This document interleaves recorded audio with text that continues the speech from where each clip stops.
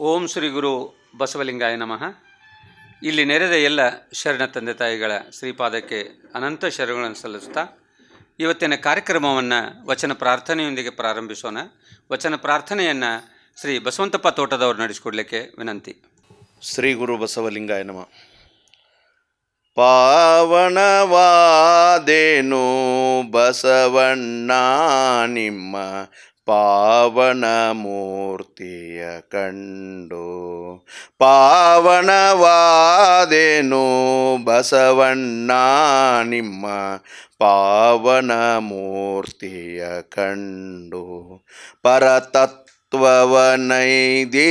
ಬಸವಣ್ಣ ನಿಮ್ಮ ಪರಮ ಸೀಮೆಯ ಕಂಡು, ಪರತತ್ವವನೈದಿದೆ ಬಸವಣ್ಣ ನಿಮ್ಮ ಪರಮ ಸೀಮೆಯ ಕಂಡು, ಪಾವನವಾದೇನು ಬಸವಣ್ಣ ನಿಮ್ಮ ಪಾವನ ಮೂರ್ತಿಯ ಕಂಡು, ಪದನಾಲ್ಕು ಮೀರಿದೆ ಬಸವಣ್ಣ ನಿಮ್ಮ ಪರುಷ ಪಾದವ ಕಂಡು, ಪದನಾಲ್ಕು ಮೀರಿದೆ ಬಸವಣ್ಣ ನಿಮ್ಮ ಪರುಷ ಪಾದವ ಕಂಡು, ಕಪಿಲ ಸಿದ್ಧ ಮಲ್ಲಿಕಾರ್ಜುನಯ್ಯನ ಕೂಡಿದೆ, ಕಪಿಲ ಸಿದ್ಧ ಮಲ್ಲಿಕಾರ್ಜುನಯ್ಯನ ಕೂಡಿದೆ ಬಸವಣ್ಣ, ಬಸವಣ್ಣ ಬಸವಣ್ಣ ನೀನು ಗುರುವಾದೆಯಾಗಿ, ಗುರುವಾದೆಯಾಗಿ, ಗುರುವಾದೆಯಾಗಿ, ಪಾವನವಾದೇನು ಬಸವಣ್ಣ ನಿಮ್ಮ ಪಾವನ ಮೂರ್ತಿಯ ಕಂಡು, ಪಾವನ ಮೂರ್ತಿಯ ಕಂಡು, ಪಾವನ ಮೂರ್ತಿಯ ಕಂಡು. ಎಲ್ಲರಿಗೂ ಶರಣು ಶರಣಾರ್ಥಿ. ವಚನ ಪ್ರಾರ್ಥನೆಯನ್ನು ಸುಶ್ರಾವ್ಯವಾಗಿ ನಡೆಸಿಕೊಟ್ಟಂಥ ಶ್ರೀ ಬಸವಂತಪ್ಪ ತೋಟದವರಿಗೆ ಅನಂತ ಶರಣು ಶರಣಾರ್ಥಿ. ಬಂಧುಗಳೇ, ಇವತ್ತು ಶೂನ್ಯ ಸಂಪಾದನೆ ಅನುಭವ ಮಾಲಿಕೆ 66 ಬಸವಣ್ಣವರು ಚನ್ನಬಸವಣ್ಣವರಿಗೆ ಸಂಪಾದನೆ ಮಾಡಿರ್ತಕ್ಕಂಥ ಒಂದು ಚರ್ಚೆ ಕಳೆದ 3 ವಾರಗಳಿಂದ ನಡೀತಾ ಇದೆ. ಇದನ್ನು ಮುಂದುವರಿಸಲಿಕ್ಕೆ ಆಗಮಿಸಿರ್ತಕ್ಕಂಥ ಡಾಕ್ಟರ್ ಶಂಭು ಹೆಗಡಾಳ್ ಅವರಿಗೆ ತಮ್ಮೆಲ್ಲರ ಪರವಾಗಿ, ಆನ್ಲೈನ್ ವೀಕ್ಷಕರ ಪರವಾಗಿ ಮತ್ತು ಬಸವ ಕೇಂದ್ರ ಬಸವ ಸಮಿತಿಯ ಪರವಾಗಿ ಆದರದ ಸ್ವಾಗತವನ್ನು ಕೋರ್ತಾ ಇದ್ದೇನೆ. ಅದೇ ರೀತಿ ಆನ್ಲೈನ್ನಲ್ಲಿ ವೀಕ್ಷಿಸ್ತಕ್ಕಂಥ ಎಲ್ಲ ವೀಕ್ಷಕರಿಗೂ ಸಹಿತ ಅನಂತ ಶರಣು ಶರಣಾರ್ಥಿ. ಹಾಗೆಯೇ ಇಲ್ಲಿ ಆಗಮಿಸಿದ ಎಲ್ಲ ಶರಣ ತಂದೆ ತಾಯಿಗಳಿಗೂ ಸಹಿತ ಸ್ವಾಗತ ಕೋರ್ತಾ ಅನುಭವ ಮಾಲಿಕೆ 66 ಮುಂದುವರಿಸಲಿಕ್ಕೆ ಡಾಕ್ಟರ್ ಶಂಭು ಹೆಗಡಾಳ್ ಅವರಲ್ಲಿ ವಿನಂತಿಸಿಕೊಳ್ತಾ ಇದ್ದೇನೆ. ಕಾಯದೊಳು ಗುರುಲಿಂಗ ಜಂಗಮದಾಯತವನರಿಯಲ್ಕೆ ಸುಲಭೋಪಾಯನಿಂದಿದರಿಟ್ಟು ಬಾಹ್ಯಸ್ಥಲಕ್ಕೆ ಕುರುಹಾಗಿ, ದಾಯದೋರಿ ಸಮಸ್ತ ಭಕ್ತನಿಕಾಯವನ್ನು ಪಾವನವು ಮಾಡಿದ ರಾಯಪೂರ್ವಾಚಾರ್ಯ ಸಂಗನ ಬಸವ ಶರಣಾರ್ಥಿ. ಪ್ರಾತಸ್ಮರಣೀಯರಾದಂಥ ಬಸವಾದಿ ಶರಣರನ್ನು ನೆನೆದುಕೊಂಡು ಪ್ರಪಂಚದ ಎಲ್ಲ ದಾರ್ಶನಿಕರಲ್ಲಿ ಭಕ್ತಿಯಿಂದ ವಂದಿಸಿ, ಬಸವ ಸಮಿತಿ ಹಾಗೂ ಬಸವ ಕೇಂದ್ರಗಳ ಎಲ್ಲ ಪದಾಧಿಕಾರಿಗಳಲ್ಲಿ ಹಾಗೂ ಯಾವತ್ತೂ ಸದಸ್ಯರಲ್ಲಿ ಭಕ್ತಿಯಿಂದ ವಂದಿಸಿ, ಶೂನ್ಯ ಸಂಪಾದನೆ ಅನುಭವ ಮಾಲಿಕೆಯ 66ನೇ ಸಂಚಿಕೆ.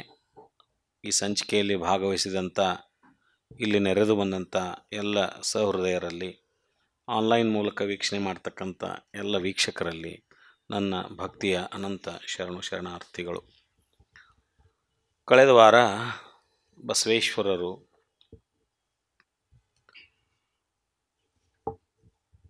ಚನ್ನಬಸವಣ್ಣವ್ರನ್ನ ಕುರಿತು ಹೇಳಿರ್ತಾರೆ.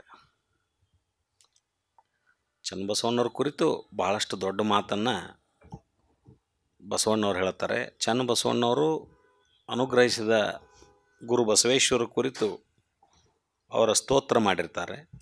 ಅವರ ಎಲ್ಲ ಸ್ತೋತ್ರಕ್ಕೂ ಭಾಳ ವಿನೀತರಾಗಿ, ಯಾರು ಬಸವಣ್ಣವರು ಒಳ್ಳೆ ಅದನ್ನು ನಂದೇನಿಲ್ಲ, ಇದರಲ್ಲಿ ಎಲ್ಲವೂ ನೀನೇ, ನನ್ನ ಅನುಗ್ರಹದಿಂದನೇ ನಿನಗೆಲ್ಲ ಜ್ಞಾನ ಬಂತಂತ ನಾನು ಹೇಳೋದಿಲ್ಲ. ಅದಕ್ಕೆ ಅವರೊಂದು ಮಾತು ಹೇಳಿದ್ರಲ್ಲಿ, ಇಂದು ಹುಟ್ಟಿದ ಕೂಸಿಂಗೆ ಇಂದೇ ಜೌವನವಾಯಿತಯ್ಯ ಅನ್ನುವಂಥ ದೊಡ್ಡ ಮಾತದು.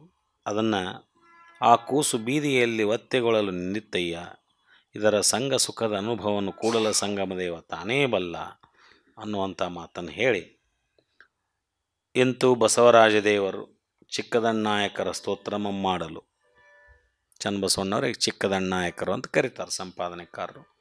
ಚಿಕ್ಕದಣ್ಣಾಯಕರ ಸ್ತೋತ್ರಮ ಮಾಡಲು ಅವಾಗ ಆ ಚನ್ನಬಸವರಾಜದೇವರು ಬಸವರಾಜದೇವರ ಪೂರ್ವಾಪರ ಸಂಗತ್ಯಮಂ ತಿಳಿಯಪೇಳಿ ಕೊಂಡಾಡುತ್ತಿದ್ದ ಪ್ರಸ್ತಾವದ ವಚನ. ಅವರೊಮ್ಮೆ ಬಸವಣ್ಣವರ ಮೂಲಕ್ಕೆ ಹೋಗಿಬಿಟ್ರು. ಅವಾಗ ನೀವು ಏನಿದ್ರಿ ಅನ್ನೋದನ್ನು ಅವ್ರು ಹೇಳಲಿಕ್ಕೆ ಪ್ರಾರಂಭ ಮಾಡ್ತಾರೆ. ನನ್ನ ಬಗ್ಗೆ ನೀವು ಹಿಂಗೆ ಹೇಳಾಕ್ತೀರಿ ಅಂದ್ರೆ ನಾನು ಹಂಗಾರ ನಿಮ್ಮ ಮೂಲ ಏನು ಅನ್ನೋದನ್ನು ಇಲ್ಲಿ ಹೇಳಲಿಕ್ಕೆ ತಮ್ಮ ಜ್ಞಾನದ ಒಂದು ಹರಿವಿನಿಂದ ಅವರು ಬಸವಣ್ಣನವರ ಹೇಗಿದ್ದರು ಅನ್ನೋದನ್ನು ತಮ್ಮ ವಚನದಲ್ಲಿ ತಿಳಿಸ್ತಾರೆ. ಹೇಳಿದರು ಅವರು, ಪ್ರಥಮ ಕಾಲದಲ್ಲಿ ನೀವು ನಿರಾಲಂಬಿಯಾಗಿದ್ದರಯ್ಯ. ಬಸವಣ್ಣವ್ರ ಕುರಿತ ಹೇಳ್ತಾರೆ ಅವರು. ಬಸವಣ್ಣವ್ರ ಕುರಿತು ಹೇಳೋದಂದ್ರೆ ಏನು? ಆ ಸಹಜ ಸ್ಥಳದ ಕುರಿತ ಹೇಳೋದಿದು. ನಾವು ಸಹಜ ಸ್ಥಳದಿಂದ ನಿರಾಲಂಬ ಸ್ಥಳದಿಂದ ಅವೆಲ್ಲ ನಿರವಯ ಸ್ಥಳಕ್ಕೆ ಬಂದ್ವಲ್ಲ, ಅದೇ ವಚನ ಈಗ ಬಸವಣ್ಣವ್ರು ಉದ್ದೇಶಿಸಿ ಹೇಳಾಕತ್ತಾರೆ ಚನ್ನಬಸವಣ್ಣವ್ರು. ಅಂದರೆ ಆ ಪರಾಶಕ್ತಿ ಬೇರೆ ಅಲ್ಲ, ಬಸವಣ್ಣವ್ರು ಬೇರೆ ಅಲ್ಲ ಅನ್ನೋ ಅರ್ಥದಲ್ಲಿ. ಅದಕ್ಕೆ ಪ್ರಥಮ ಕಾಲದಲ್ಲಿ ನಿರಾಲಂಬಿಯಾಗಿದ್ದಿರಯ್ಯ, ದ್ವಿತೀಯ ಕಾಲದಲ್ಲಿ ಮುಂದಿನ ಹಂತದಲ್ಲಿ ಅಂದಂಗೆ ದ್ವಿತೀಯ ಕಾಲದಲ್ಲಿ ತೇಜೋಮೂರ್ತಿಯಾಗಿದ್ದರಯ್ಯ, ತೃತೀಯ ಕಾಲದಲ್ಲಿ ನಾದಮೂರ್ತಿಯಾಗಿದ್ದರಯ್ಯ, ಚತುರ್ಥ ಕಾಲದಲ್ಲಿ ಚೈತನ್ಯ ರೂಪ ತಾಳಿದ್ದಿರಯ್ಯ, ಪಂಚಮ ಕಾಲದಲ್ಲಿ ಧರ್ಮಮೂರ್ತಿಯಾಗಿದ್ದರಯ್ಯ, ಷಷ್ಠಮ ಕಾಲದಲ್ಲಿ ನೀವು ಪರಪುರುಷಾರ್ಥ ಸಾಧನವಾಗಿ ತ್ರಿವಿಧ ಭಕ್ತಿಗೆ ನೀವೇ ಕಾರಣವಾಗಿ ಬಂದಿರಿ. ನೀವು ಪ್ರಮಥರು ಸಹಿತ ಮುಟ್ಟಿ ಪ್ರಾಣಲಿಂಗದ ಹರಿವ ತೋರಿಸಬೇಕೆಂಬ ನಿಮಿತ್ತ ವ್ಯಸನವಿಡಿದು ನಿಮ್ಮ ಕರುಣದ ಶಿಶುವಾಗಿ ಹುಟ್ಟಿದೇನೋ ನಿಮ್ಮ ಕರಕಮಲದಲ್ಲಿ. ಅವ್ರು ಹೇಳ್ತಾರೆ ಚನ್ನಬಸವಣ್ಣ, ಪ್ರಾಣಲಿಂಗದ ಹರಿವ ತೋರಿಸಬೇಕೆಂಬ ನಿಮಿತ್ತ ವ್ಯಸನವಿಡಿದು ನಿಮ್ಮ ಕರುಣದ ಶಿಶುವಾಗಿ ಹುಟ್ಟಿದೇನೋ ನಿಮ್ಮ ಕರಕಮಲದಲ್ಲಿ.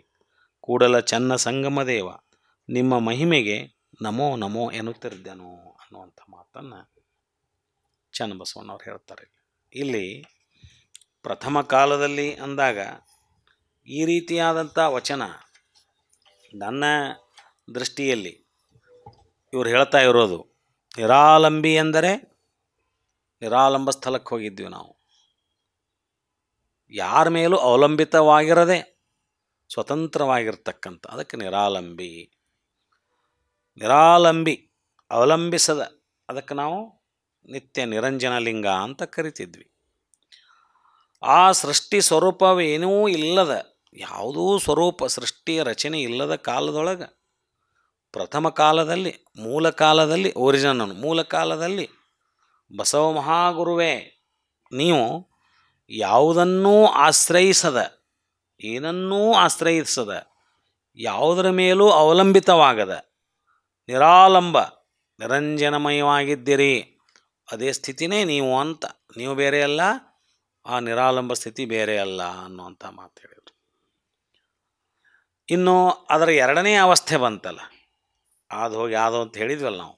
ಎರಡನೇ ಅವಸ್ಥೆಯಲ್ಲಿ ನಿರವಯ ನಿಷ್ಕಲ ಲಿಂಗದಿಂದ ಹೊರಹೊಮ್ಮಿದ ಮಹಾಜ್ಞಾನ ಪ್ರಭೆಯಾದ ಜ್ಞಾನಚಿತ್ತು ಉದಯಾತ್ ಅಂತ ನಾವು ಹೇಳಿದ್ವಲ್ಲ, ಅದಕ್ಕೆ ಆ ಜ್ಞಾನಚಿತ್ತೇ ನೀವಾಗಿದ್ರಿ.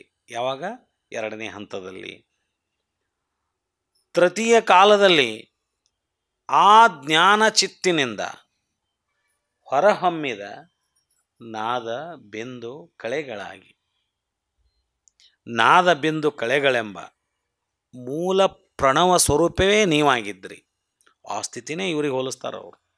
ಆ ವಚನ ನಾವು ಸರಿಯಾಗಿ ಓದಿದ್ವಿ ಅಂದರೆ ಇದು ಭಾಳ ಬೇಗ ನಮಗೆ ಬಸವಣ್ಣವ್ರ ಕುರಿತು ನಮಗೆ ಈ ನಿಲುವು ಅರ್ಥ ಆಗುತ್ತೆ. ಚತುರ್ಥ ಕಾಲದಲ್ಲಿ ಚೈತನ್ಯ ರೂಪ ತಾಳಿದ್ದರಯ್ಯ. ಈ ನಾಲ್ಕನೇ ಅವಸ್ಥೆಯೊಳಗೆ ನೀವು ಆ ಜ್ಞಾನ ಚಿತ್ತಿನೊಂದಿಗೆ ನಾದ ಬಿಂದು ಕಳೆಗಳೊಂದಾಗಿ ಕೂಡಿ ಅದು ಏನಾಗಿತ್ತು?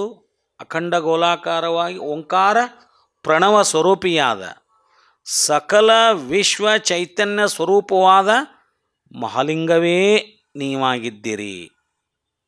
ಅದಕ್ಕೆ ನಾವೇನಂತ ಕರೆದ್ವಿ? ಆದಿಸ್ಥಳ ಅಂತ ಕರೆದ್ವಿ, ಅಲ್ಟಿಮೇಟ್ ಗ್ರೌಂಡ್ ಆಫ್ ಥಿಂಗ್ಸ್ ಅಂತ ಕರೆದ್ವಿ. ಆ ವಚನ ಓದ್ಕೊಂಡು ಬಂದೇವು ನಾವು. ಅದೇ ವಚನವನ್ನು ಇವರಿಗೆ ಬಸವಣ್ಣವ್ರ ಕುರಿತು ಹೇಳಕತ್ತರು. ಪಂಚಮ ಕಾಲದಲ್ಲಿ ಧರ್ಮಮೂರ್ತಿಯಾಗಿದ್ದರಯ್ಯ. ಆ ಮುಂದಿನ ಹಂತ, 5ನೇ ಹಂತದೊಳಗೆ ನೀವು ಮಹಾಲಿಂಗದಿಂದ ಹೊಮ್ಮಿದ, ಒಂದು 2 ಆತಲ್ಲ, ಅಲ್ಲಿ ಮಹಾಲಿಂಗದಿಂದ 2 ಆತು, ಒಂದು ಅಂಗ ಇನ್ನೊಂದು ಲಿಂಗ ಆತಲ್ಲ. ಮಹಾಲಿಂಗದಿಂದ ಹೊರಹೊಮ್ಮಿದ ಶುದ್ಧಾಂಗ ಆತ್ಮ ಸ್ವರೂಪರಾಗಿ, ಶುದ್ಧಾಂಗ ಅಂದ್ರೆ ಆತ್ಮ ಸ್ವರೂಪರಾಗಿ ನೀವು ಬಂದ್ರಿ, ಅಂದ್ರೆ ಆಕಾರ ರೂಪ ತಂದು ಬಂದ್ರಿ. ಷಷ್ಠಮ ಕಾಲದಲ್ಲಿ ನೀವು ಪರಪುರುಷಾರ್ಥ ಸಾಧನವಾಗಿ ತ್ರಿವಿಧ ಭಕ್ತಿಗೆ ನೀವೇ ಕಾರಣವಾಗಿ ಬಂದಿರಿ. ಮುಂದಿನ ಅವಸ್ಥೆಯಲ್ಲಿ 6ನೇ ಅವಸ್ಥೆಯೊಳಗೆ ಬಸವಗುರುವೇ ನೀವು ಪರಮ ಸುಖದ ನಿಧಿಯಾದ ಪರಶಿವ ಸಾಮರಸ್ಯವೆಂಬ ಪರಮ ಪುರುಷಾರ್ಥ ಸಾಧನವಾಗಿ ತ್ರಿವಿಧ ಭಕ್ತಿ ಅಂದರೆ ಗುರುಲಿಂಗ ಜಂಗಮ ಭಕ್ತಿ ರೂಪುಗೊಳ್ಳಲು ನೀವು ಮೂಲ ಕಾರಣ ಆದ್ರಿ.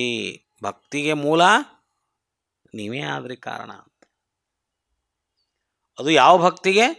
ತ್ರಿವಿಧ ಭಕ್ತಿಗೆ. ತ್ರಿವಿಧ ಭಕ್ತಿ ಯಾವುದು? ಗುರುಭಕ್ತಿ, ಲಿಂಗಭಕ್ತಿ, ಜಂಗಮ ಭಕ್ತಿ. ತ್ರಿವಿಧ ಭಕ್ತಿಗೆ ಮೂಲ ಕಾರಣ ಆದವ್ರು ನೀವೇ. ಗುರು, ಲಿಂಗ, ಜಂಗಮರನ್ನ ಸಮರೂಪವಾಗಿ ಅದೇ ಭಾವದಲ್ಲಿ, ಭಕ್ತಿ ಭಾವದಲ್ಲಿ 3 ಕಂಡಂಥವ್ರು, 3 ತತ್ವವನ್ನು ನೀವು ಕಂಡಂಥವ್ರು. ಅದಕ್ಕೆ ಮೂಲ ಕಾರಣ ನೀವೇ ಆದ್ರಿ. ಸಮಾಜ ಜೊತೆಗೆ ಅಧ್ಯಾತ್ಮ ನೋಡ್ರಿ. ಗುರು, ಲಿಂಗ, ಜಂಗಮ ಅಂದರೆ ಸಾಮಾಜಿಕ ತತ್ವವಾಗಿ ರೂಪುಗೊಳ್ಳತಕ್ಕಂಥದ್ದು. ಕೇವಲ ಪೂಜಾ, ಕೇವಲ ದೇವರಂದ್ರೆ ಯಾವ ವ್ಯವಸ್ಥೆಯಲ್ಲಿ ನಾವು ಬದುಕ್ತಿರ್ತೀವಿ ಆ ವ್ಯವಸ್ಥೆಯನ್ನು ನಾವು ಅವಜ್ಞೆಗೆ ಒಳಪಡಿಸಿದ್ವಿ ಅಂದ್ರೆ ಅದು ಪರಿಪೂರ್ಣವಾದ ಪೂಜೆ ಆಗೋದಿಲ್ಲ, ಭಕ್ತಿ ಆಗೋದಿಲ್ಲ ಅಂತ ತೋರಿಸಿಕೊಟ್ಟವರು ಬಸವಣ್ಣವರು. ಅದಕ್ಕೆ ಲಿಂಗದ ಮುಖವೇ ಜಂಗಮ ಅಂತ ತೋರಿಸಿಕೊಟ್ಟವರು. ಲಿಂಗದ ಮುಖವೇ ಜಂಗಮ. ಬರೇ ಲಿಂಗ ಪೂಜೆ ಮಾಡ್ಕೊತ ಕುಂತರೂ ಪರಿಪೂರ್ಣ ಆಗೋದಿಲ್ಲ, ಬರೇ ಸಮಾಜ ಸೇವೆ ಮಾಡಿದರೂ ನಿನ್ನ ಆತ್ಮೋನ್ನತಿ ಆಗೋದಿಲ್ಲ. ಬಜೆ ಸಮಾಜ ಸೇವೆ ಮಾಡಿದವ್ರು ಭಾಳ ಜನ ದೊಡ್ಡವ್ರು ಇದ್ದಾರೆ ನಮ್ಮಲ್ಲಿ, ಇಲ್ಲ ಅನ್ನಂಗಿಲ್ಲ. ಆದರೆ ಅವ್ರ ಆತ್ಮೋನ್ನತಿ, ಆತ್ಮವಿಕಾಸ, ಆತ್ಮಜ್ಞಾನ, ಆತ್ಮಕಲ್ಯಾಣ ಅದು ಇಂಪಾರ್ಟೆಂಟ್. ಒಬ್ಬ ವ್ಯಕ್ತಿ ಮಾನವ ಜನ್ಮ ತಾಳಿದ ಮೇಲೆ ಆತ ತನ್ನ ಆತ್ಮಕಲ್ಯಾಣವನ್ನು ಮಾಡ್ಕೋಬೇಕು, ಸಮಾಜ ಕಲ್ಯಾಣವನ್ನು ಮಾಡಬೇಕು. ಎರಡಕ್ಕೂ ಈಕ್ವಲ್ ಇಂಪಾರ್ಟೆನ್ಸ್ ಕೊಡಬೇಕು. ಶರಣ ಸಿದ್ಧಾಂತ ಬರೀ ನನ್ನ ಆತ್ಮಕಲ್ಯಾಣ ಮಾಡಿಕೊಂಡೆ ಮುಗಿತೀನಿ ಅಂದರೆ ಅದು ಅಷ್ಟೊಂದು ಸಮಂಜಸ ಅಲ್ಲ ಅನ್ನೋ ರೀತಿಯಲ್ಲಿ ಆ ಆತ್ಮಕಲ್ಯಾಣದಿಂದ ಬಂದಂಥ ಜ್ಞಾನ, ಅನುಭವ ಅವನ್ನ ಹೊಳ್ಳಿ ಸಮಾಜಕ್ಕೆ ಧಾರೆ ಎರಿಬೇಕಂತಾರೆ ಅವರು. ಅಲ್ಲೇ ಇರೋದು. ನಾನು ನಿತ್ಯ 2 ಹೊತ್ತು ಲಿಂಗ ಪೂಜೆ ಮಾಡ್ತೇನೆ ಅಂತಂದು ನೀವು ಸಮಾಜದಲ್ಲಿ ಒಂದು ಭಾಗವಾಗಿ ನಾವಿದ್ದು ಸಮಾಜದ ಆಗು ಹೋಗುಗಳ ಬಗ್ಗೆ ನಾವೇನು ತಲೆ ಕೆಡಿಸ್ಕೊಳ್ಳೋರು ಕುಂತೀವಿ ಅಂದರೆ ಏನು ಉಪಯೋಗ? ಮಹಾತ್ಮರೆಲ್ಲ ಲಿಂಗ ಪೂಜೆ ಮಾಡ್ಕೊಂಡು ತಪಸ್ವಿಗಳಾದ್ರೂ ಸಮಾಜಮುಖಿಯಾಗಿ ಕೆಲಸ ಮಾಡ್ಯಾರಲ್ಲ ಅವರು. ಬಡತನದ ಬಗ್ಗೆ ಸ್ಪಂದಿಸ್ಯಾರ, ಶಿಕ್ಷಣದ ಬಗ್ಗೆ ಸ್ಪಂದಿಸ್ಯಾರ, ಭಕ್ತರ ಕಷ್ಟಗಳನ್ನು ಹೋಗಲಾಡಿಸ್ಯಾರ, ಭಕ್ತರ ಕಷ್ಟಗಳಿಗೆ ಸ್ಪಂದಿಸ್ಯಾರ, ಪರಿಹಾರ ಮಾಡ್ಯಾರ. ಶಿಷ್ಯನ ಬದುಕಿನಲ್ಲಿ ಏನಾದರೂ ತೊಂದರೆಗಳು ಉಂಟಾದ್ರೆ ಗುರು ಬಂದು ಪರಿಹರಿಸ್ಯಾನ. ಇದು ನಿಜವಾದ ಜಂಗಮ ತತ್ವ. ಇದು ಬರೀ ಶಿಷ್ಯನ ಮನೆಗೆ ಹೋಗಿ, ಭಕ್ತನ ಮನೆಗೆ ಹೋಗಿ ಅವ್ನು ಕರೆದಾಗ ಹೋಗಿ ಲಿಂಗ ಪೂಜೆ ಮಾಡ್ಕೊಂಬಂದು ಬರೀ ಆತನ ಆದರ ಆತಿಥ್ಯವನ್ನು, ಭಕ್ತಿ ಗೌರವವನ್ನು ಸ್ವೀಕರಿಸಿದ್ರೆ ಅಷ್ಟೇ ನಡೆಯಂಗಿಲ್ಲ ಅಂತ ಜಂಗಮ ತತ್ವಕ್ಕೆ. ಆ ಜಂಗಮನ ಮೇಲೆ ಆ ಶಿಷ್ಯನ ಜವಾಬ್ದಾರಿ ಬೀಳ್ತೈತೆ ಅಂತ ನೆನಪಿಟ್ಕೋರಿ. ಆ ಶಿಷ್ಯನ ಆಗು ಹೋಗುಗಳ ಕುರಿತು ಜವಾಬ್ದಾರಿ ಇರ್ತೈತೆ ಆ ನಿಜವಾದ ಗುರುವಿಗೆ. ಹಿಂಗಾಗಿ ನಿಜವಾದ ಗುರು ಇದ್ದವ ತನ್ನ ಶಿಷ್ಯನ ಮನೆಗೆ ಕರಿಲಾರ್ದನೆ ಹೋಗ್ಬಿಡ್ತಾನೊಮ್ಮೆ. ನಾವು ಕರಿಲಾರ್ದನೆ ಕಷ್ಟ ಗೊತ್ತಾತಂದ್ರೆ, ಶಿಷ್ಯ ಕಷ್ಟ ಆಗೈತೆ ಅಂತ ಯಾರ್ದ್ರ ಮುಖಾಂತರ ಸುದ್ದಿ ತಿಳಿತಂದ್ರೆ ಆ ಭಕ್ತನ ಮನೆಗೆ ಭಕ್ತ ಕರಿಲಾರ್ದ ಆತನ ಆಮಂತ್ರಣ ಇಲ್ದನ ಮನೆಗೆ ಹೋಗ್ಬಿಡ್ತಾರ ಆ ಗುರು. ಅದು ನಿಜವಾದ ಗುರು ತತ್ವ, ಅದು ನಿಜವಾದ ಜಂಗಮ ತತ್ವ ಅಂತ ಎಷ್ಟೋ ಮಹಾತ್ಮರ ನಾವು ಕೇಳೇವೆ, ಅವ್ರ ಇತಿಹಾಸದೊಳಗೆ ಕೇಳೇವೆ, ನಾವು ಅವ್ರ ಚರಿತ್ರೆಯಲ್ಲಿ ಕೇಳೇವೆ. ತನ್ನನ್ನೇ ನಂಬಿದ ಭಕ್ತ, ತನ್ನನ್ನೇ ಅನುಸರಿಸುವಂತಹ ಒಬ್ಬ ಶಿಷ್ಯ, ಆತನಿಗೆ ಏನು ನೋವಾದರೂ ಅದು ಆ ಗುರುವಿಗೆ ನೋವು ಆಗ್ತಿರ್ತೈತಿ, ಆ ಜಂಗಮನಿಗೆ ನೋವು ಆಗ್ತಿರ್ತೈತಿ. ಬರೀ ಅವ್ನು ಕೊಟ್ಟು ಆದರಾತಿಥ್ಯ ತೊಗೊಂಬಂದು ಅವನ ಕಡೆ ಹೊಳ್ಳಿ ನೋಡಿದಾರ ಇದ್ರೆ ಅದು ಮನುಷ್ಯತ್ವ ಅಲ್ಲ, ಮಾನವತ್ವ ಅಲ್ಲ, ಅದಲ್ವೇ ಅಲ್ಲ. ಇದು ನಿಜವಾದ ತತ್ವ ಜಂಗಮ. ಅದಕ್ಕೆ ಆ ತತ್ವವನ್ನು ಜಗತ್ತಿಗೆ ಕೊಟ್ಟವರು ಬಸವಣ್ಣವರು, ಗೊತ್ತಿರಲಿ. ತ್ರಿವಿಧ ಭಕ್ತಿಯ ತತ್ವವನ್ನು ಕೊಟ್ಟಂಥವ್ರು ಬಸವಣ್ಣವ್ರು. ಆದ್ರೆ ಜಂಗಮನ ಭಕ್ತನಿಗೆ ಭಕ್ತಿ ಸ್ವರೂಪ ತಿಳಿಸ್ಕೊಟ್ರು. ಆ ಭಕ್ತಿನ ಸ್ವೀಕಾರ ಮಾಡ್ತಕ್ಕಂಥ ಗುರುಲಿಂಗಮ ಜಂಗಮ ಸ್ವರೂಪಗಳು ಇರ್ದಾರಲ್ಲ, ಅವ್ರ ಜವಾಬ್ದಾರಿಯನ್ನು ನೆನಪಿಸ್ಕೊಟ್ಟಾರ. ಅವ್ರನ್ನ ಹರದಕ್ಕೆ ಹರಮುನಿದರು ಗುರು ಕಾಯುವನು ಅಂತ. ಯಾಕಂದ್ರೆ ಅದು ಹರನಿಂದಲಧಿಕ ಸದ್ಗುರುವೆಂಬುದನ್ನು ಕೇಳಿ ಮೈಲಾರದ ಬಸವಲಿಂಗ ಶರಣರು ಹೇಳ್ತಾರೆ, ಹರನಿಂದಲಧಿಕ ಅಂತ ಮಾತು. ಹರನಿಂದಲಧಿಕ ಸದ್ಗುರು ಎಂಬುದನ್ನು ಕೇಳಿ, ಹರನಿಗಿಂತಲೂ ಅಧಿಕ ಅಂತ ಸದ್ಗುರು ಎಂಬುದನ್ನು ಕೇಳಿ, ಗುರುವೇ ನಾ ನಿಮ್ಮ ಪದಯುಗ ಬಣ್ಯಪೇನು ಕರುಣದಿಂದ ನನಗೆ ಕೃಪೆಯಾಗುವ. ಗುರುವಿನ ಮಹಾತ್ಮೆಯನ್ನು ಮೈಲಾರದ ಬಸವಲಿಂಗ ಶರಣರು ಅದ್ಭುತವಾಗಿ ವಿವರಣೆ ಮಾಡಿದ್ದಾರೆ ತಮ್ಮ ತ್ರಿಪದಿಯಲ್ಲಿ, ಗುರುಕರ್ಣ ತ್ರಿವಿಧಿಯಲ್ಲಿ. ಹರನಿಂದಲಧಿಕ ಸದ್ಗುರು ಎಂಬುದನ್ನು ಕೇಳಿ, ಹರನಿಗಿಂತಲೂ ಅಧಿಕ ಅಂತ ಸದ್ಗುರು. ಹರ ಅಕಸ್ಮಾತ್ ಮುಣದ್ನಂದ್ರೆ ಹೆದರು ಕಾರಣ ಇಲ್ಲ ಅಂತ. ಒಬ್ಬ ಶ್ರೇಷ್ಠ ಗುರುವಿನ ಶಿಷ್ಯರಾಗಿದ್ವಿ ಅಂದ್ರೆ, ನಾವು ಭಕ್ತರಾಗಿದ್ವಿ ಅಂದ್ರೆ ಆ ಗುರು ಅದನ್ನು ಕಾಯ್ತಾನಂತ. ಅಕಸ್ಮಾತ್ ಗುರು ಮುಣದ್ನಂದ್ರೆ, ನೀವು ಹರ ನನಗೆ ಭಾಳ ಗೊತ್ತದಾನಂತೇಳಿ ತಪಸ್ಸು ಮಾಡಿ ಹರನ ನಾವು ತಪಸ್ಸು ಮಾಡಿ ಅವನು ಮನಸ್ಸು ಹೊಲಸ್ಕೊಂಡು ಅಕಸ್ಮಾತ್ ಗುರು ನನ್ನ ಮೇಲೆ ಮುಣದಾನ ಅದಕ್ಕೆ ನಾನು ಕಾಪಾಡಂತ ಹರನ ಹತ್ರ ಹೋದ್ರೆ ನೋ ಅಂತಾನಂತ ಹರ. ಇದು ನನ್ನ ಕಡೆ, ನನ್ನ ಕೋರ್ಟಿಗೆ ಬರೋಂಗಿಲ್ಲ, ಇದು ಸುಪ್ರೀಂ ಕೋರ್ಟ್ ಯಾರಂದ್ರೆ ಗುರುನ ಅಂತಾನಂತ ಹರ. ಹರ ಹೇಳೋದೇನಂದ್ರೆ ನೀ ಅಲ್ಲೇ ಹೋಗಿ ಬಗೆಹರಿಸ್ಕೋದನಂತ, ನನ್ನ ಹತ್ರ ಬರಬೇಡ ನೀ. ಆದ್ರೆ ಅದ ಗುರುವಿನ ಹತ್ರ ಏನಪ್ಪ ಹರ ನಮ್ಮ ಮೇಲೆ ಸಿಟ್ಟಾಗಿಬಿಟ್ಟಾನಂತಂದ್ರೆ ಏನು ಅಂಜಬೇಡ, ನಾ ಅದೇನು ಬಾ ಇಲ್ಲೇ, ನಾ ಎಲ್ಲ ಹೇಳ್ತೇನೆ ಅವರಿಗೆ. ಇಷ್ಟು ಗುರುವಿನ ಮಹತ್ವ, ಇಷ್ಟು ಗುರುವಿನ ಸ್ಥಾನ. ಅದು ಇಲ್ಲಿ ತ್ರಿವಿಧ ಭಕ್ತಿ. ಏನು ತ್ರಿವಿಧ ಭಕ್ತಿ? ಷಷ್ಠಮ ಕಾಲದಲ್ಲಿ ನೀವು ಪರಪುರುಷಾರ್ಥ ಸಾಧನವಾಗಿ ತ್ರಿವಿಧ ಭಕ್ತಿಗೆ ನೀವೇ ಕಾರಣವಾಗಿ ಬಂದಿರಿ. ಮೊದಲು ಭಕ್ತಿ ಇತ್ತು, ತ್ರಿವಿಧ ಭಕ್ತಿಗೆ ಕಾರಣ ಆದವರು ಬಸವಣ್ಣವ್ರು ಅಂತ ಹೇಳ್ತಾರೆ. ಮೊದಲು ಒಂಥರದ ಭಕ್ತಿ ಇತ್ತು, ಭಯದ ಮೂಲವಾಗಿ ಭಕ್ತಿ ಇತ್ತು. ಆ ಭಕ್ತಿಯ ಮೂಲ ಯಾವ್ದಿತ್ತು? ಅವಾಗ ತಿಳುವಳಿಕೆ ಇಲ್ಲದಾಗ, ನಿಜವಾದ ಅರಿವು ಜ್ಞಾನ ಇಲ್ಲದಾಗ ಭಕ್ತಿಯ ಮೂಲ ಏನಾಗಿತ್ತು ಅಂದರೆ ಅದು ಭಯ ಆಗಿತ್ತು. The source of devotion was not love and affection, it was purely fear. ಏನು ಕಂಡದ್ದೆಲ್ಲ ಪೂಜೆ ಮಾಡ್ಕೊತ ಹೋದ್ನಲ್ಲ ಮನುಷ್ಯ, ಹೌದಾ? ಏನು ಕಂಡದ್ದೆಲ್ಲ ಪೂಜೆ ಮಾಡ್ಕೊಂಡು ಹೋದ್ನಲ್ಲ, ಅರಿವು ಇಲ್ಲದನೆ, ಜ್ಞಾನ ಇಲ್ಲದನೆ ಪಾಪ ಭಯಭೀತನಾಗಿ ಆತ ಪ್ರಕೃತಿಯಲ್ಲಿರುವಂಥ ಎಲ್ಲ ವಸ್ತುಗಳನ್ನು ಪ್ರಾಣಿಗಳನ್ನು ನೋಡಿ ಭಯಭೀತನಾಗಿ ಅದನ್ನು ಆರಾಧನೆ ಮಾಡೋಕ್ಕೆ ಪ್ರಾರಂಭ ಮಾಡಿದ್ನಲ್ಲ, ಅದು ಭಯದ ಮೂಲದ ಭಕ್ತಿ. ತಪ್ಪನ್ನಕ್ಕೆ ಬರಂಗಿಲ್ಲ. ಏನೋ ಮಿಂಚು ಹೊಡಿತು ಮುಗಿಲ್ನಾಗ, ಮಿಂಚು ಹೊಡೆದ ಮೇಲೆ ಅಂಜಿದ, ಗುಡುಗಾತು, ಗುಡುಗಿಗೆ ಅಂಜಿದ, ಅದಾದಮೇಲೆ ಮಳೆ ಆತು, ಮಳೆಗೂ ಅಂಜಿದ.